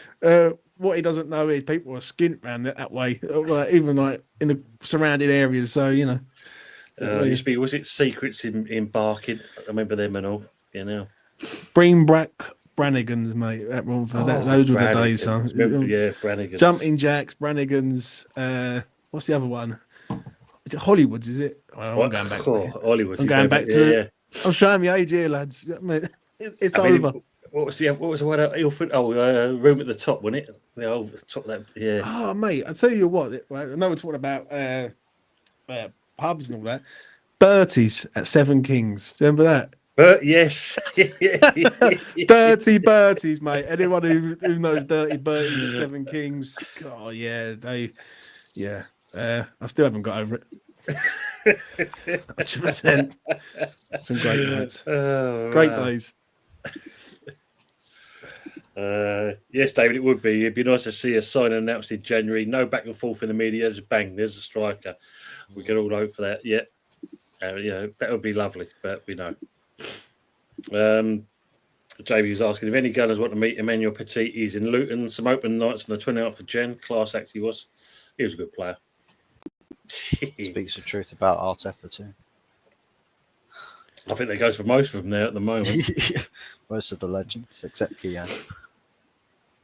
I'm just waiting to watch the old. Because when I get in work tomorrow, I've got about 2 or 3 Arsenal fans. So I'm just going to put that fan reaction TV on and that and whack the speakers up top. Well, AFTV. Let them hear the whole shit. Great. Instead of the flight safety manuals, they'll play AFTV meltdowns from the taxi into the runway. And here is how not to act when the plane goes down for a crash landing. Darren saying Potter will get some good signings. I can see you in the top 6 next season. Be nice. We ain't getting top 6, mate. We're lucky to get top 10. Good evening to Wolfie. Big up, Simon. Hope you will, mate. Wolfie. Yeah. We'll see. I reckon they just aren't playing him, so he doesn't get injured. Don't believe he's already injured. We'll get a small fee for him. He's been pony all season. Yeah, Emerson. Paqueta not making Emerson look good anymore. Yeah, they're not partnered up with each other, are they? Just on Paqueta, actually, and the fullback. I mean, I did think Paqueta helped Scholes out, especially first half, an awful lot. And I really like to see that in Friday night's game. I thought he was excellent, if you want to be honest. Babysitted him at times really well. Not babysitted him, that's unfair. That's unfair on Scholes, because Scholes had a super game, right? Yeah. But he was a senior pro. He kind of helped him through that game at times and made sure he didn't just get like isolated and exposed too much. So, well, he helps him out in a way that, like, you help out an 18-year-old kid on his sort of first team start, i.e., you know what I mean? And the thing is, Paqueta's one of them players, isn't he? Like, he gets a lot of stick. Mm-hmm. But I thought he done that well. He needs to stop keep going. He needs to stop keep going down and falling down on the floor every 5 seconds. That's another story. Mad. That's a question for you, Fuzz. How do you feel when Bruno does that? Does that irritate you, or does it not? What, when he throws his hands around, throws his hands around, falls on the floor. You know what I mean? Yeah, I think it's like because he almost wants it too badly, right, to go his way. He's a really sore loser, and really sore losers, you tend to see them when shit hits the fan. They're all in and of themselves. So it's like, this is unfair. Like, this is stupid. And some of his teammates do sometimes, occasionally look at him and go, "Shut up, mate. Seriously, stop crying like a bitch and actually lead the team." And I think when he does lead the team, like properly lead the team, he's a very good leader. He is a very good leader. I mean, he captained the side today. Could have easily, walked off the pitch with a second yellow today, but kept on top of things and kept his head, because he's had 3 red cards this season. Already 3 red cards, only halfway through a season, on a yellow today. The referee's card happy, trying to get as many United players suspended as possible, and everyone's just like, right, chill then. Petulant yellow today as well, wasn't it? Yeah. You know what? Shout out to our goalkeeper doing dark arts against the dark arts themselves. It was epic. Beaten by dark arts. Mate, I've seen him take like the longest goal kick ever. The best thing about it, though, that's the irony about it, with like us taking our time and doing stuff like that. That's what Arsenal do all the time. Hit corner, free kick, get stopwatches out and count how much time Arsenal accumulate when the ball is dead. How much time? That's true. Because it's Yeah. like the other day, it took about 55 seconds when Arsenal needed a goal, right, to actually take a corner kick, I think it was, at Brighton. 55 seconds in a must-win. Every other I mean, Trent Alexander-Arnold can teach you a lesson, a thing or two, about taking a corner kick quickly. Not 55 seconds. That's a whole minute. I know, man. I know. Tone, I'm going to have Yes, to mate. duck out, mate. James, appreciate it, but- mate, as always. But I appreciate coming on. We just have to keep the faith with Potter. Do you know what I'm saying? Yeah, I mean, I'm not doing a Potter in, Potter out after 72 hours. Yeah, that's the thing. I'd say that Aston Villa game, I'd almost consider that just a free hit. That's literally Yeah. Potter naming a team sheet. That's all he's had with that team. Yeah, agree. He hasn't been able to train Next him anything. week, this coming week, so to speak, will be interesting. See how he fares on Tuesday night at home crowd, and then obviously Saturday back-to-back home games. We'll see how he goes. But you know what? If he's going to integrate the youth in, that's a start. Because I think a lot of fans have been crying out for that for years. Do you Well, know what look, I'm saying? before you go, James, I mean, Barry's put it here. You know, you'd like to see Ings, Kufal, Cresswell, Rodriguez, and Fulkrug all leave, replace them in the summer, but want Skulls, Earthy, and Potts into the first team next season. I'll quickly answer that. Skulls, yes. Earthy, no. Potts, yes. I think Earthy needs another loan. I don't think he's hitting it up as much as he should be at Bristol City, if I'm being honest. Yeah, and I think to bring him back in, because you've also got to understand where you want West Ham to be. Some people want the youth in. I get that. Some people want West Ham to go out and buy the best to a point, and you've got to have the balance. So I think Earthy and Orford need to go out on loans next year, if they're not in and around the first team, and then you build from that. Do you know what I'm saying? But whatever happens, at least we can all see now that there's a plan. Like with Lopetegui, right? I'll quickly say this about Lopetegui. It was just never going to work out because he just wasn't the right man in the first place. And when you got a man who is trying to learn on the job, the style of play, and then you get Potter come in with Villa, and it just felt like every player knew what they was doing. Do you know what I'm saying? Whereas for 6 months they didn't know what they was doing. It's just night and day at the end of the day. But I'll make a move. Take care of yourself, boys. I'll see you again soon. Yeah, take it easy, James. Thanks, Thanks, mate. Take it easy. Just going on Steve Cox asked, what's Arteta's net spend? Well, apparently so far, going by Anthony's calculations, it's £870 million he spent so far. Yeah. It's spent more than Real Madrid has. Significantly more. And 0 trophies. One. Yeah. No, Well- that's a fallacy because he didn't spend any money to get that trophy. That's very true. That's very true. Yes, and even then, It's a that team borrowed was. team. empty. Oh, I Should've thought kept you were the old talking goals. about the Charity Shield. Oh no! He's in Arteta. He will argue with that one till the cows come. Oh man, yeah, that one. Yeah. Bring back Freddie Potts, Sil Alvarez, bring back JWP, and let's see a British West Ham team to point to make it happen. I mean, JWP is not actually going to get much game time at Forest. Is it right bringing him back at this point? What do you think, Jeff? JWP, I mean, Hmm. yeah, all right, if you want. Or no, don't bother if you don't. But I'm a bit like that about I it.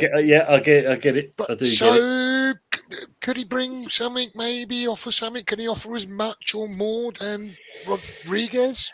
Yeah, Dare I probably. say it, mate? Did he do much for you from set pieces with James Ward-Prowse? He did a couple when he His first corners came were in. good, weren't they? Yeah, when he first came in. Yeah, because I think that's probably the best thing he was good at was his corners. Free kicks wise, I think we had about 2 out of him, if that. But no goals. No goals, though. Yeah, no goals from it. Oh, not no goal. No goals from free kicks. Yeah. But yeah, I just a bit meh about it. Like, yeah, okay. If that's where we're at, okay. And if you don't want to, and you think you can get someone else, or we don't need him, I'm okay with that as well. So I'm not falling over myself about JWP. I think it's Knowing Sullivan, he'd probably prefer getting James Ward-Prowse back than going after Douglas Luiz. Sorry, James. He'll probably go, I could either choose the obvious option or the useless option. I like the useless option. I think it comes down to the same, mate. You never know, mate. I mean, dare I say it, for JWP, new manager bounce, Potter, point to prove. Maybe. You might see Might something. be, you know, he could do something, but yeah, we know he can do something. It's just a case of or he like- could do nothing. and that's the other thing, isn't it? Yeah. Yeah, it's just certainly not exciting for. It's not like, oh, do you know what? We get JWP back, and everything's going to change. It's You can't nothing see like it, can that, you? is it? You can't see it. Darren saying, let's see how you feel about that after the Tottenham take the piss with a 2-0 win in Wednesdays. Yeah, obviously they're talking about the North London derby coming out. We ain't losing to the filth.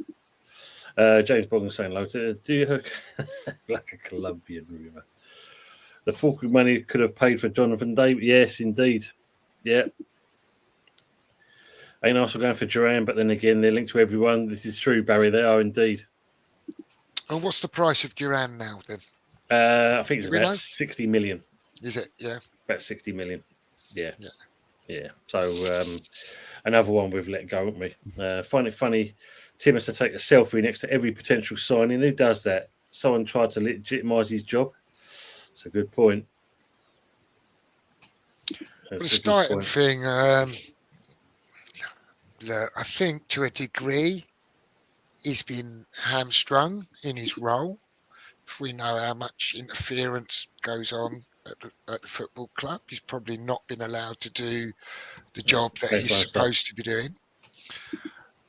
But I think equally he's probably failed in the job that he's done to some degree as well, not in every aspect. But yeah, I mean, Fulkrug's like, it's a big question mark about that signing. The Rodriguez signing, I mean, everyone's going to try and lay that at Lopetegui's door, I'm sure, saying he was insistent on him and what have you. But, hello, Anthony. And He's alive.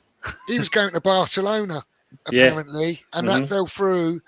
And at the time, everyone was saying what a Stighton coup it was, that he had his finger on the pulse, and no one else would have been like just quick to act, to swoop in and get this player over the line, right? And then it's like, no, Lopetegui was really insistent on them, like for no money in the last week of the window. Like, you know, some of the stuff that comes out of West Ham just don't ring true, and there's a lot of finger pointing about trying to pass the blame to other people. And Stighton's, I don't know if he's going to have a chance to prove himself now. If he's been undermined or demoted to the degree that is being reported, it's probably him on the way out. So we'll never maybe see what he could have achieved. This is the truth. I mean, like if we talked about our show on Wednesday, and I sat to Fuzzy about obviously Dan Ashworth, because obviously he's mates with Graham Potter. So you never know. Steiden out and Ashworth in. Possible in the summer. So take on that one. Good evening, Mr. Herbert. Good evening. How are we, Good mate? evening. Yeah, I'm not too bad. Sorry I'm late. I had to, I just literally come off another show. So apologies for that. It was it was a Man United show. And I got to say, I took my stick like a man, you know, so that was that. And I just want to say on the note, fuck you, Hot Fuzz. You know,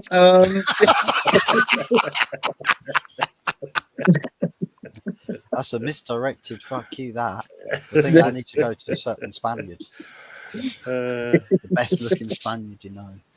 Yeah.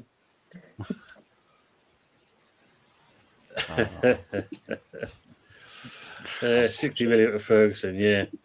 What was you on the Man United agenda? Yeah, I was on the Man United agenda, so that was all right. He was good on there. Had panelists and that on there. We're just talking about the game and basically my views and opinions of the game. So, but do you know what, Tony? I'll start off. I got to be honest with you. I thought with Man United going down to 10 men, I didn't even think they were down to 10 men. The way they played, you know, I thought they were that good. The best player on the pitch by far was the Man United's goalkeeper. Yeah, said that. A lot of people was praising up Harry Maguire. I don't know what Fuzzy thinks of Harry Maguire. Maybe he had a good game, you know, sort of thing. But listen, from the Arsenal point of view, I was disappointed. I was literally disappointed. I mean, Odegaard's penalty miss. Rice had that perfect chance with the header as well. You know, yes, that's right. Yeah, it was that as well. And I tell you what, Kai Havertz, that guy, he belongs in the fucking bin. Seriously, I cannot stand the guy. The chance, the misses he's done, and also that penalty he took. Jesus, my son can hit a ball harder than that, and he's 9. I'm not being funny. It was like he was too afraid to hit the ball and keep the chips to now. It was just ludicrous. It was rubbish. It was nothing there in that penalty at all. I would have. I knew Gabriel backed out with taking a penalty because these lot got sent down to 10 men, right? Which was a sending off, by the way, because we actually discussed that on the show, right? And but apart from that, I think the second best. Well, I don't know if you've seen the second best player on the pitch, but I thought the referee had a blinder of a game. You know, I thought he was a decent referee with all the things he's done. I'd say we agreed that 100%. What do you think, Buzz? What's your thought on the ref? He should be lined up against a wall and fucking shot. Yeah, aside from that, yeah, fantastic game. No, literally, what a waster. Never referee a game again, because I'll tell you what, if you die a hero for Arsenal or live long enough to see yourself become a villain, I'll say. And if you enjoy it going your way, wait until he starts, putting the jerseys for your oppositions on and starts giving you hundreds of 1,000 yellow cards, and then you'll understand. Like you thought the Barcelona final was bad. Woof. Woof. Bloody hell. So I've just seen some of the comments here. Was just when me and James was talking about some of the old nightclubs. I mean, Steve Cox is putting the old pink toothbrush in rail. Is it still going? Not too sure, Steve. I think I've been there. I remember that place. Bloody hell, that was bad enough. But JB's put a Newmarket at a club called De Niro Jesus. Had more bangs in there than in Ukraine. Went off every night. Anyone? No, but bloody hell, man. Oh, Jesus. Yeah, Bumbles in Wood Green. Remember that one as well? Used to be worth the jaunt. Liverpool crucial to have to beat Forest on Tuesday to stay top. Yeah, that's some big games. Big games on Tuesday. But Anthony, Fuzzy made the comment. What did Arteta say, Fuzz? About losing what was the comment he made? Oh yeah, he thought that the referee was too kind to Man United. They're the reason. He's the reason you lost the game. Oh, definitely. And I tell you what, I've heard of the Carabao ball, but the fucking FA Cup ball. Jesus, what was that all about? That was worse than the Carabao Cup ball. That was. Oh no! Jesus, I couldn't believe it myself. But then again, we live and learn. These footballs, God, there's a blame. Yeah, what did you make of that comment, Jeff? That Arteta said the balls are different than they are than the Premier League. He comes out with some gems, but I mean that's really inventive. That one, isn't it? It is, yeah, it is. I thought Jurgen Klopp was the top of the moaning, of the industry of moaning in pathetic excuse. But seriously, Mikel Arteta, he got top spot now. He's got seriously, and there's going to be more to come from him. Honestly, if it ain't squeezing the lemons, the pickpocket in, and all the other bloody stuff that goes with it, the light bulbs. That's right, Fuzzy. The light bulbs. It's gonna come. It's gonna come. I don't know what he's gonna hold up next. Well, that's or the next thing. He's going to come. Oh God. You could get that too far off the right. Oh man. Changes subject pretty rapidly. That's asking, how far do you think West Ham will go this season with Potter? What do you think, Jeff? I'm saying around about possibly got him up to about 10th or 12th, possibly. Yeah, how far are we going to go? Where our league position? Yeah, I think so. Yeah.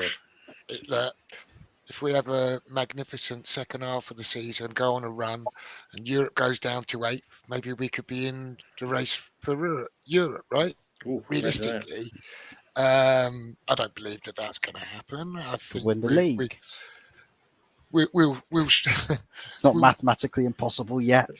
we'll bumble along like James said, and I think there'll be a few youngsters. I think it's a bit of a dead season. We'll secure our safety, and we'll probably finish somewhere between 10th and 12th.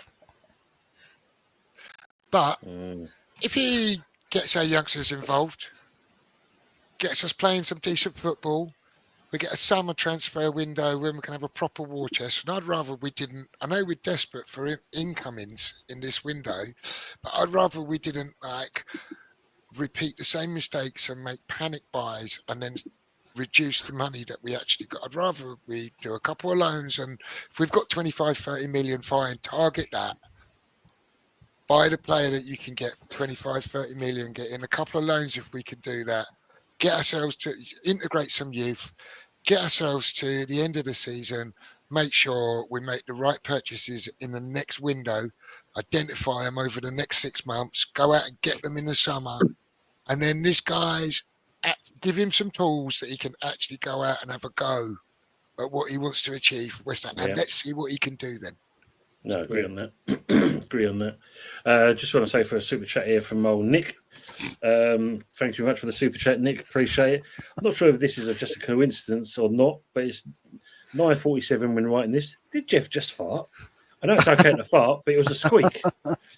Big up to you, Nick, as always. You see these chats before that. Nick always comes out with the comments. Happy Emirates asking the question, do you think Loppy will somehow get a job in a quicker time frame that Moisty did? In the Premier League? No, new fans. The Premier League. He's done his time, hasn't he? He's done his time, that's for sure. I'll say that. Well, he's just had a payout, and he had 3.3 million. So yeah. I think it'd be a year or two, but it's like what I said on the show, on our show on Wednesday. I think it'd be abroad somewhere. Honestly, if he does get if he's lucky, yeah. Ravi's putting here, sing with me, don't be shy. We've got Super Mick Arteta. He knows exactly what we need. Exactly what we need. Oh dear me. Saliba at the back. It's in the attack. Bomber now way out of every car. Yeah, Steve saying top half a massive successful part of this season. Agree on that. It's true though. Yeah, I agree with this one. Bruno is the most annoying, whingy player ever. So petulant. Ted the Emma saying Bruno's got a sponsorship deal with dummies. He likes spitting them out of his pram. Oh no, don't say that, Pepsi. That's really bad. I have to give credit to Emery. He's brought on attackers instead of going defensive, believing that the game was very much alive. Good shot. trusted the youth as well. Put Collier on instead of Casemiro. Yeah. Frogs put in though, if I was on Shat, Loppy got the last thing I'd be looking for as a job. Very true. Dear me. I mean, Anthony, what did you make of the game itself?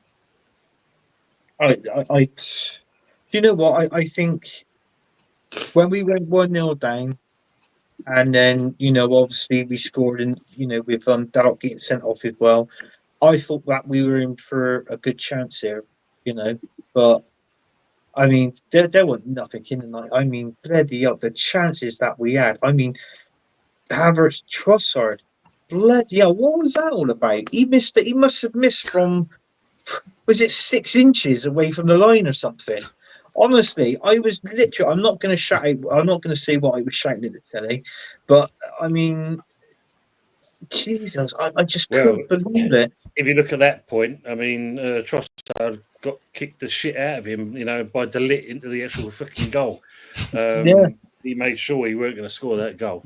Yeah. That's And he played well. that's a do or die centre back right there. That's Yeah. the kind of fight that I want from my players. Yeah, no, you're right, Fuzz. That's a sort of that's the old-fashioned centre back from years ago. That and to be honest with you, we haven't got many players like that today. I mean, like I'll say it with us, with Adams involved, yours with Bruce and Pallister, even going back to West Ham. I mean, the likes of when they had Alvin Morgan in bloody centre back and stuff like that.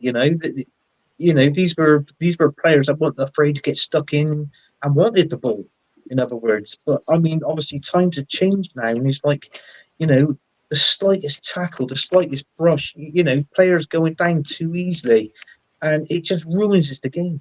Seriously, it does, and it's just like, and then VAR's got to get called up, and then it takes them 5 minutes to make a bloody decision when what the decision is going to be, like seeing it in the first 10 seconds of the bloody replay of VAR. Do you know what I mean? So it's pointless. It's just stupid for me. I can't stand it. Unbelievable. I had so much stick today. The message. Look, well, you can't see it, but I've even just got a message from another mate of mine who's a Man United fan. Loads of smiley faces. You're shit.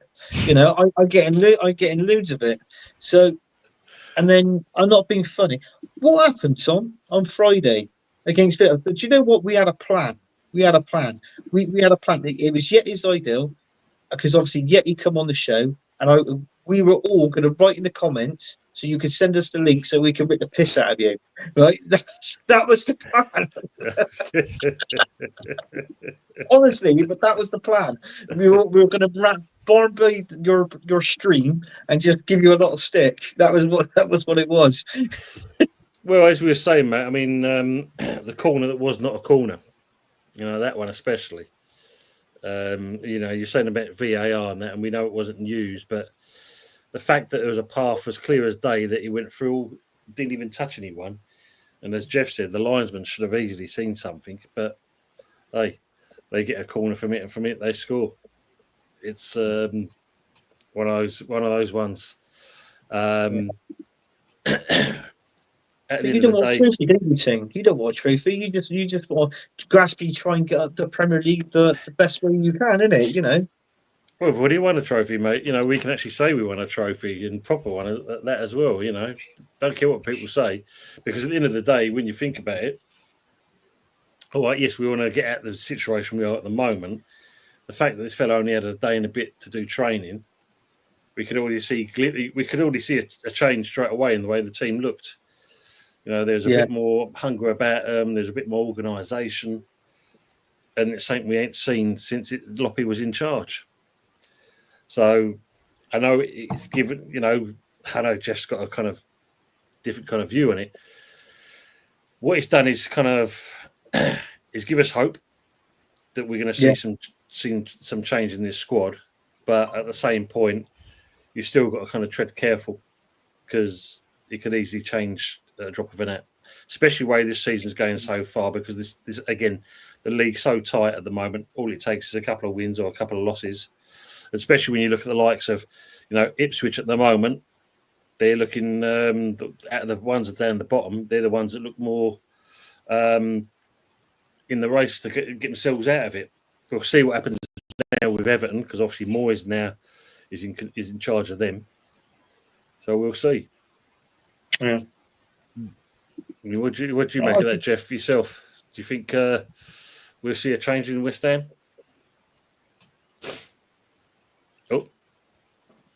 Oh, you I think you're on mute, Jeff.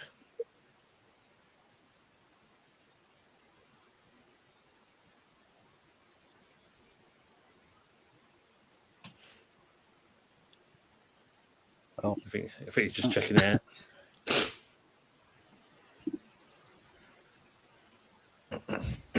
Yeah, I agree. I agree with Hot Fuzz 44. That's Like a Arteta lifetime lifetime contract. Yeah. Yeah, JDP did well for us. Test. when he played Yeah. us.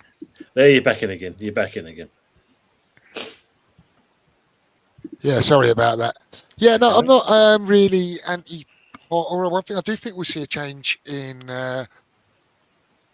West Ham. But I don't want to get caught up in this euphoria, right? This PR euphoria that's going around. And I think, like I said before, everyone kind of got wrapped up. And he said great things in his press conference. And I do think, like you say, he could have took other jobs. I think he's kind of waited for what he thought was the right opportunity. I don't think he necessarily was specifically waiting for West Ham. But I think this job has come up at this time and he said, oh, okay, all right, this is the right opportunity for me. I'll take it on. When he says he feels like pride and all of that, I kind of believe him, you know. I don't think everything that's said is just spin and PR. I do think he's a good coach. But when we build people up so quickly, that's when everyone wants to knock them down quite as quickly. So I'm just a little bit like, give the guy a little bit of space, do a little bit of his work, right? Let's see what happens on Tuesday, right? Because he's going to have another couple of days with these players. He's going to be able to sit down and talk to them and get some of his ideas really across to them instead of on the coach. On the way to the game, he's actually going to be able to spend some time on the training ground, put some ideas across to them, and now we're going to see how well they start implementing them. Now, if they're going to put the effort levels in that they put in on Friday, because for me, there was a lot of players that looked like they were giving a lot more on Friday than they have for a long time. So if that's what they're going to do and they're going to maintain that, and then he's going to improve us tactically, which I don't doubt he will, because Lopetegui tactically was like, I mean, you couldn't work out what he was doing after the time. The players clearly weren't happy. And I can't see all of these comments. So wrong glasses on, Tony. So I can't. Oh, is it? No, we're not going down that road again, Jeff. Yeah. No, we don't. They're just Steve just saying about Anthony, who was on another show. He just called him a tart. Yeah, he's calling. It's a polite way of calling me a YouTube whore. That's what it is.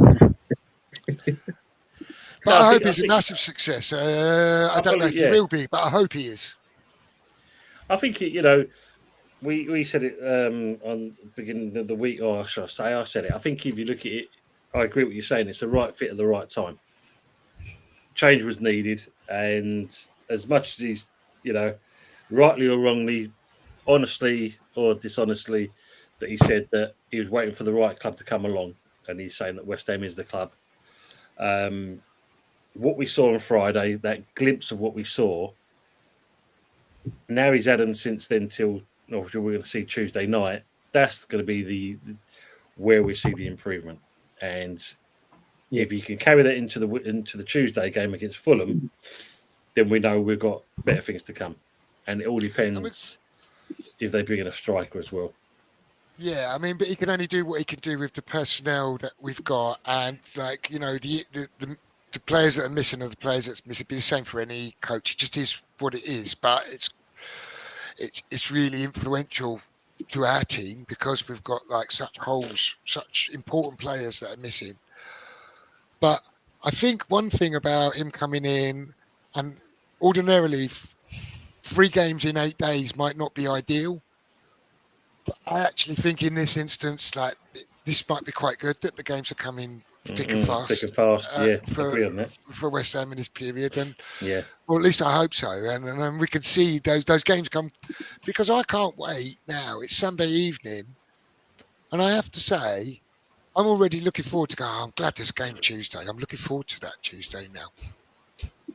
Yeah, I think there's multiple ways that could work, because I suppose you can use Amarim's case, an example, as maybe a potential negative where there's not a huge amount of time that you can spend on training to really get things nailed in and then set the task for that game and give it a bit of time to sort of set into the minds of players a bit. Because if you basically got such quick turnaround for games, you spend a little bit less time on the tactical side of things for each opponent and a little bit more on just what your manager wants you to do as a baseline default.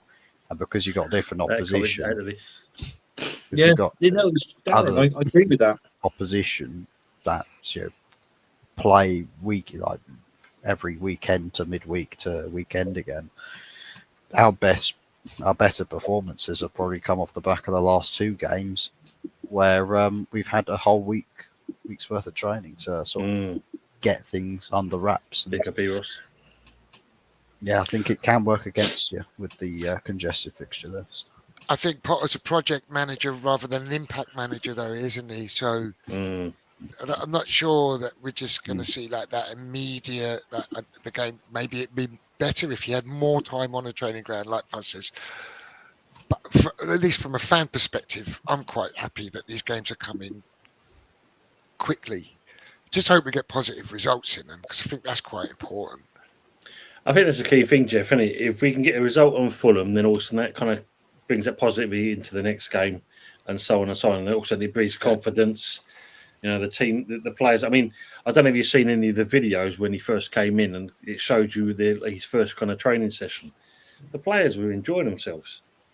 You can see the difference in the urgency. You know, you see the difference in the mentality as well. And that's just one session.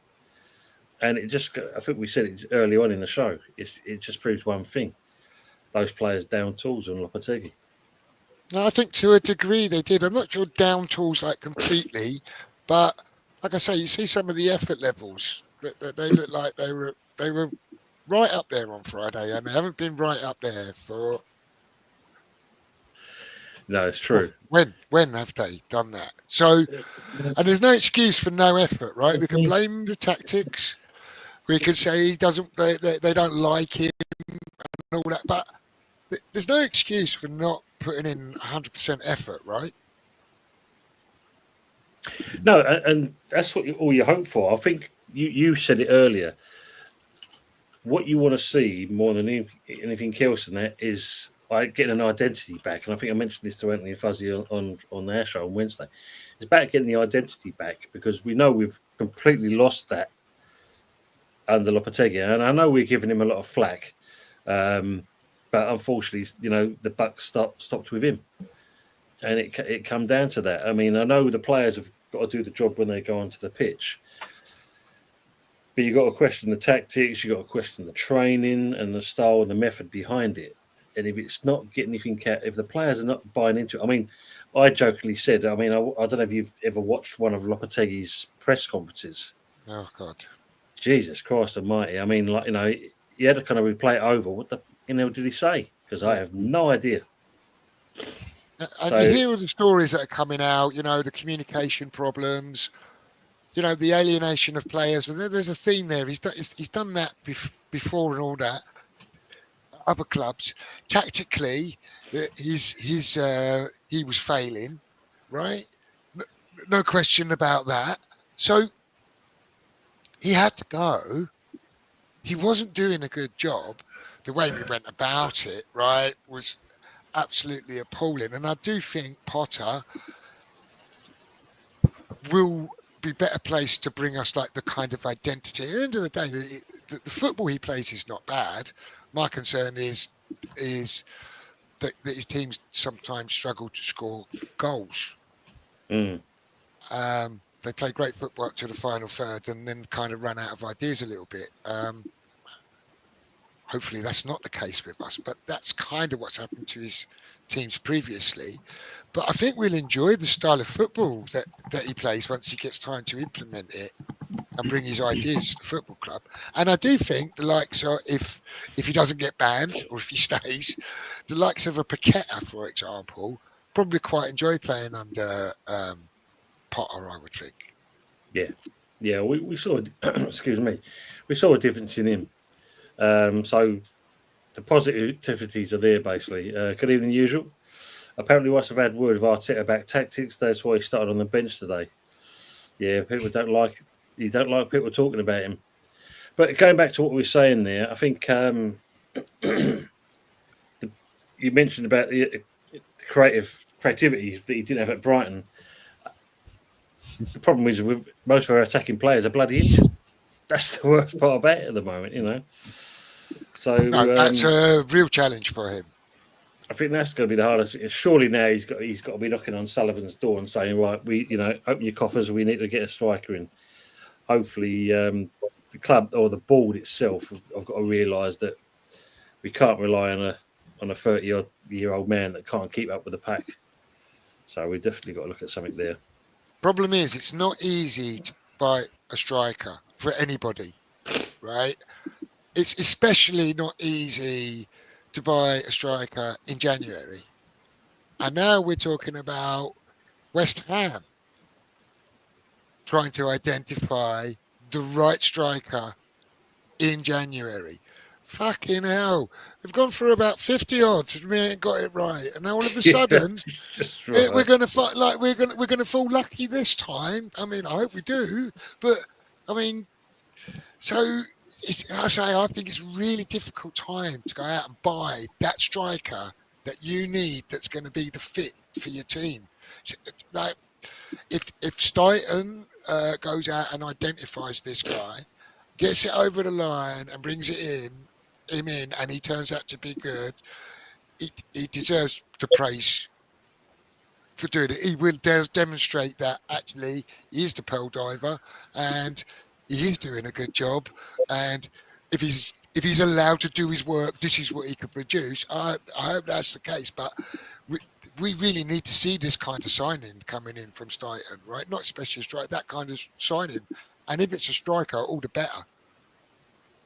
If you can find someone around Europe for 15, 20 million quid, they come in and absolutely smash it up, right? He'll be a hero. Definitely, most definitely. And let's hope that we hear something. I mean, the main thing is we know the players are out there. It's get the job done. And as you said, it is going to be the hardest part, but let's hope so. Let's just hope we can do that. Oh, my Jesus, GP. What can you put? He would love to have Marmot all over Early's body and lick it all off.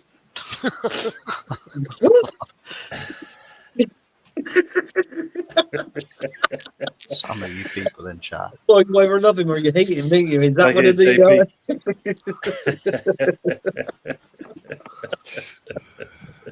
Jesus.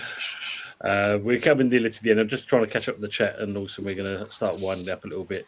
JB, thanks for being with us, and night, ladies and gentlemen. Coming you irons. Yeah, thank you very much on that. Happy Emmet told me she had a crush on Potter. She said she might leave at Lanzini for him. Oh, can't see that happening. Can't see that.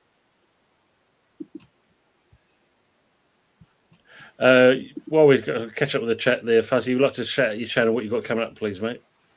Yeah, so we've already done the post-match reaction for Arsenal. So that's up on the channel. Southampton on Thursday, so we'll probably have a preview for that on the Wednesday, as I think with the Good, the Bad and the Ugly show, we're moving that. I think if that's been agreed, we'll move that to, I think it's Tuesday. We might have a problem because obviously got the watch along. I was going to do a watch along for the Fulham game and that one, so we'll have to talk about that. What we're going to do. Okay, so it's going to happen sometime next week. The Good, the Bad, and the Ugly show, but if not for Wednesday or Tuesday, whichever day we're not doing the Good, the Bad, and the Ugly on is when we'll find the Southampton match preview, and yeah. We get transfer bits and bobs, then we'll be live for the transfer news. Hopefully, this week will be the week that Rashford goes to Arsenal. So he'll beat us then, that's for sure. Just going to go on that comment there because this is an interesting one, but always find these ones funny. Sorry, lads, but when you pull an inch-long hair out of your ear, are you getting old? Depends what colour it is, isn't it? Truly. Oh, dear me. Is it grey, Terence? Is it grey hair? Was it like a tiny grey hair? Like you just thought, right, that's coming out. Protruded nostril hairs like they are Beavis and Butthead characters, Nick. Jesus. There's been some great comments in the chat. Jeff, we'd like to shout your channel out, please, mate, and what you've got coming up as well. Yeah, lovely. Will do. Thank you. Well, it's the Bowling Lounge YouTube channel. We do a Tuesday talk show. As you know, you often appear with us, Tony.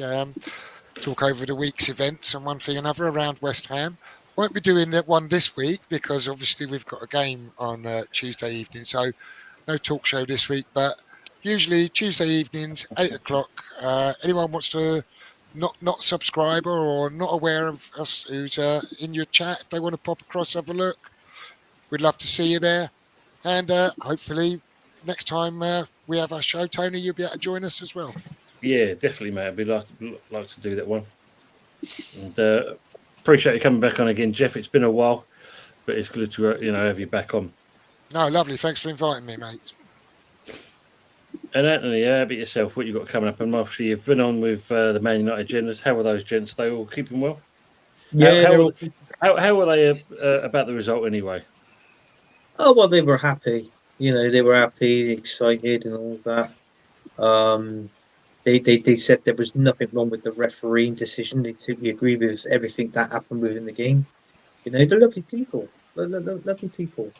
But apart from that, you can actually, obviously you can find me on Early Doors Football TV. We're coming up, obviously, with a day in Nice. that, obviously for the show, for the Good, the Bad, the Ugly show next week.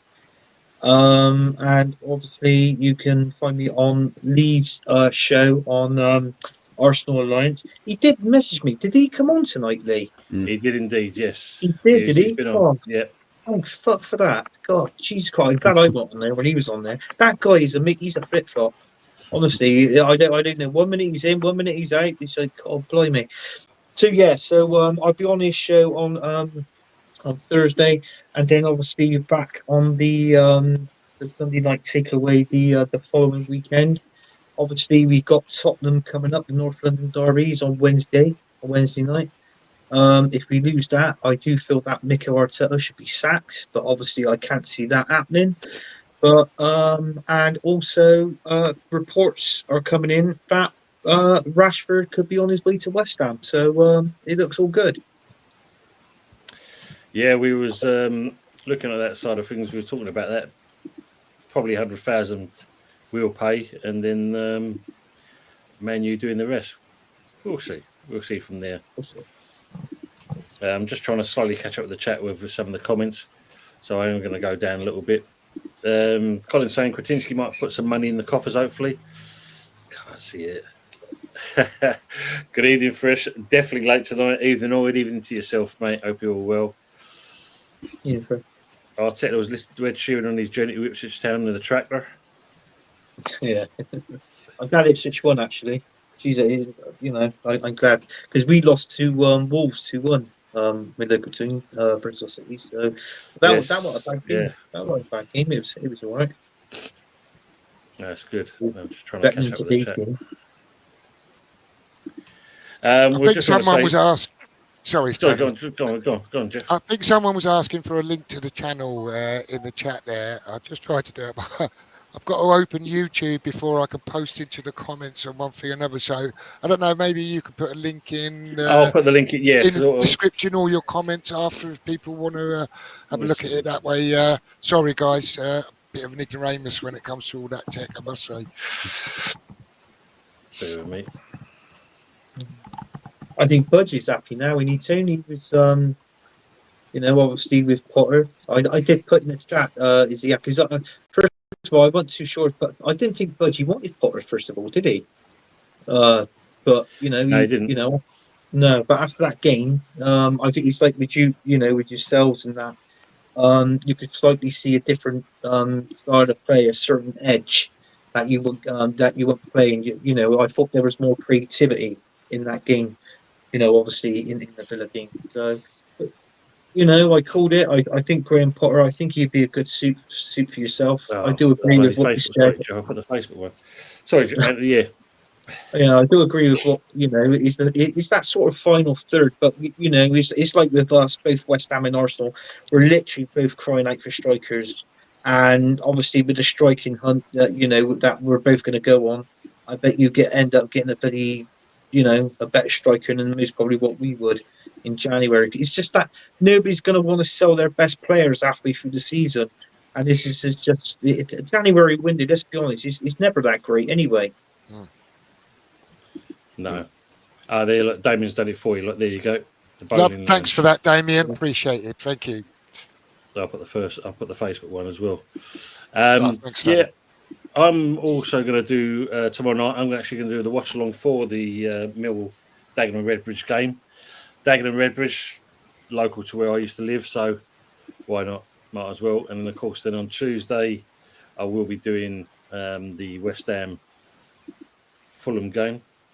And then on Thursday, I'll be with Budgie again to do the Green Street Elites. And we'll be talking about, this time, Matty Hughes.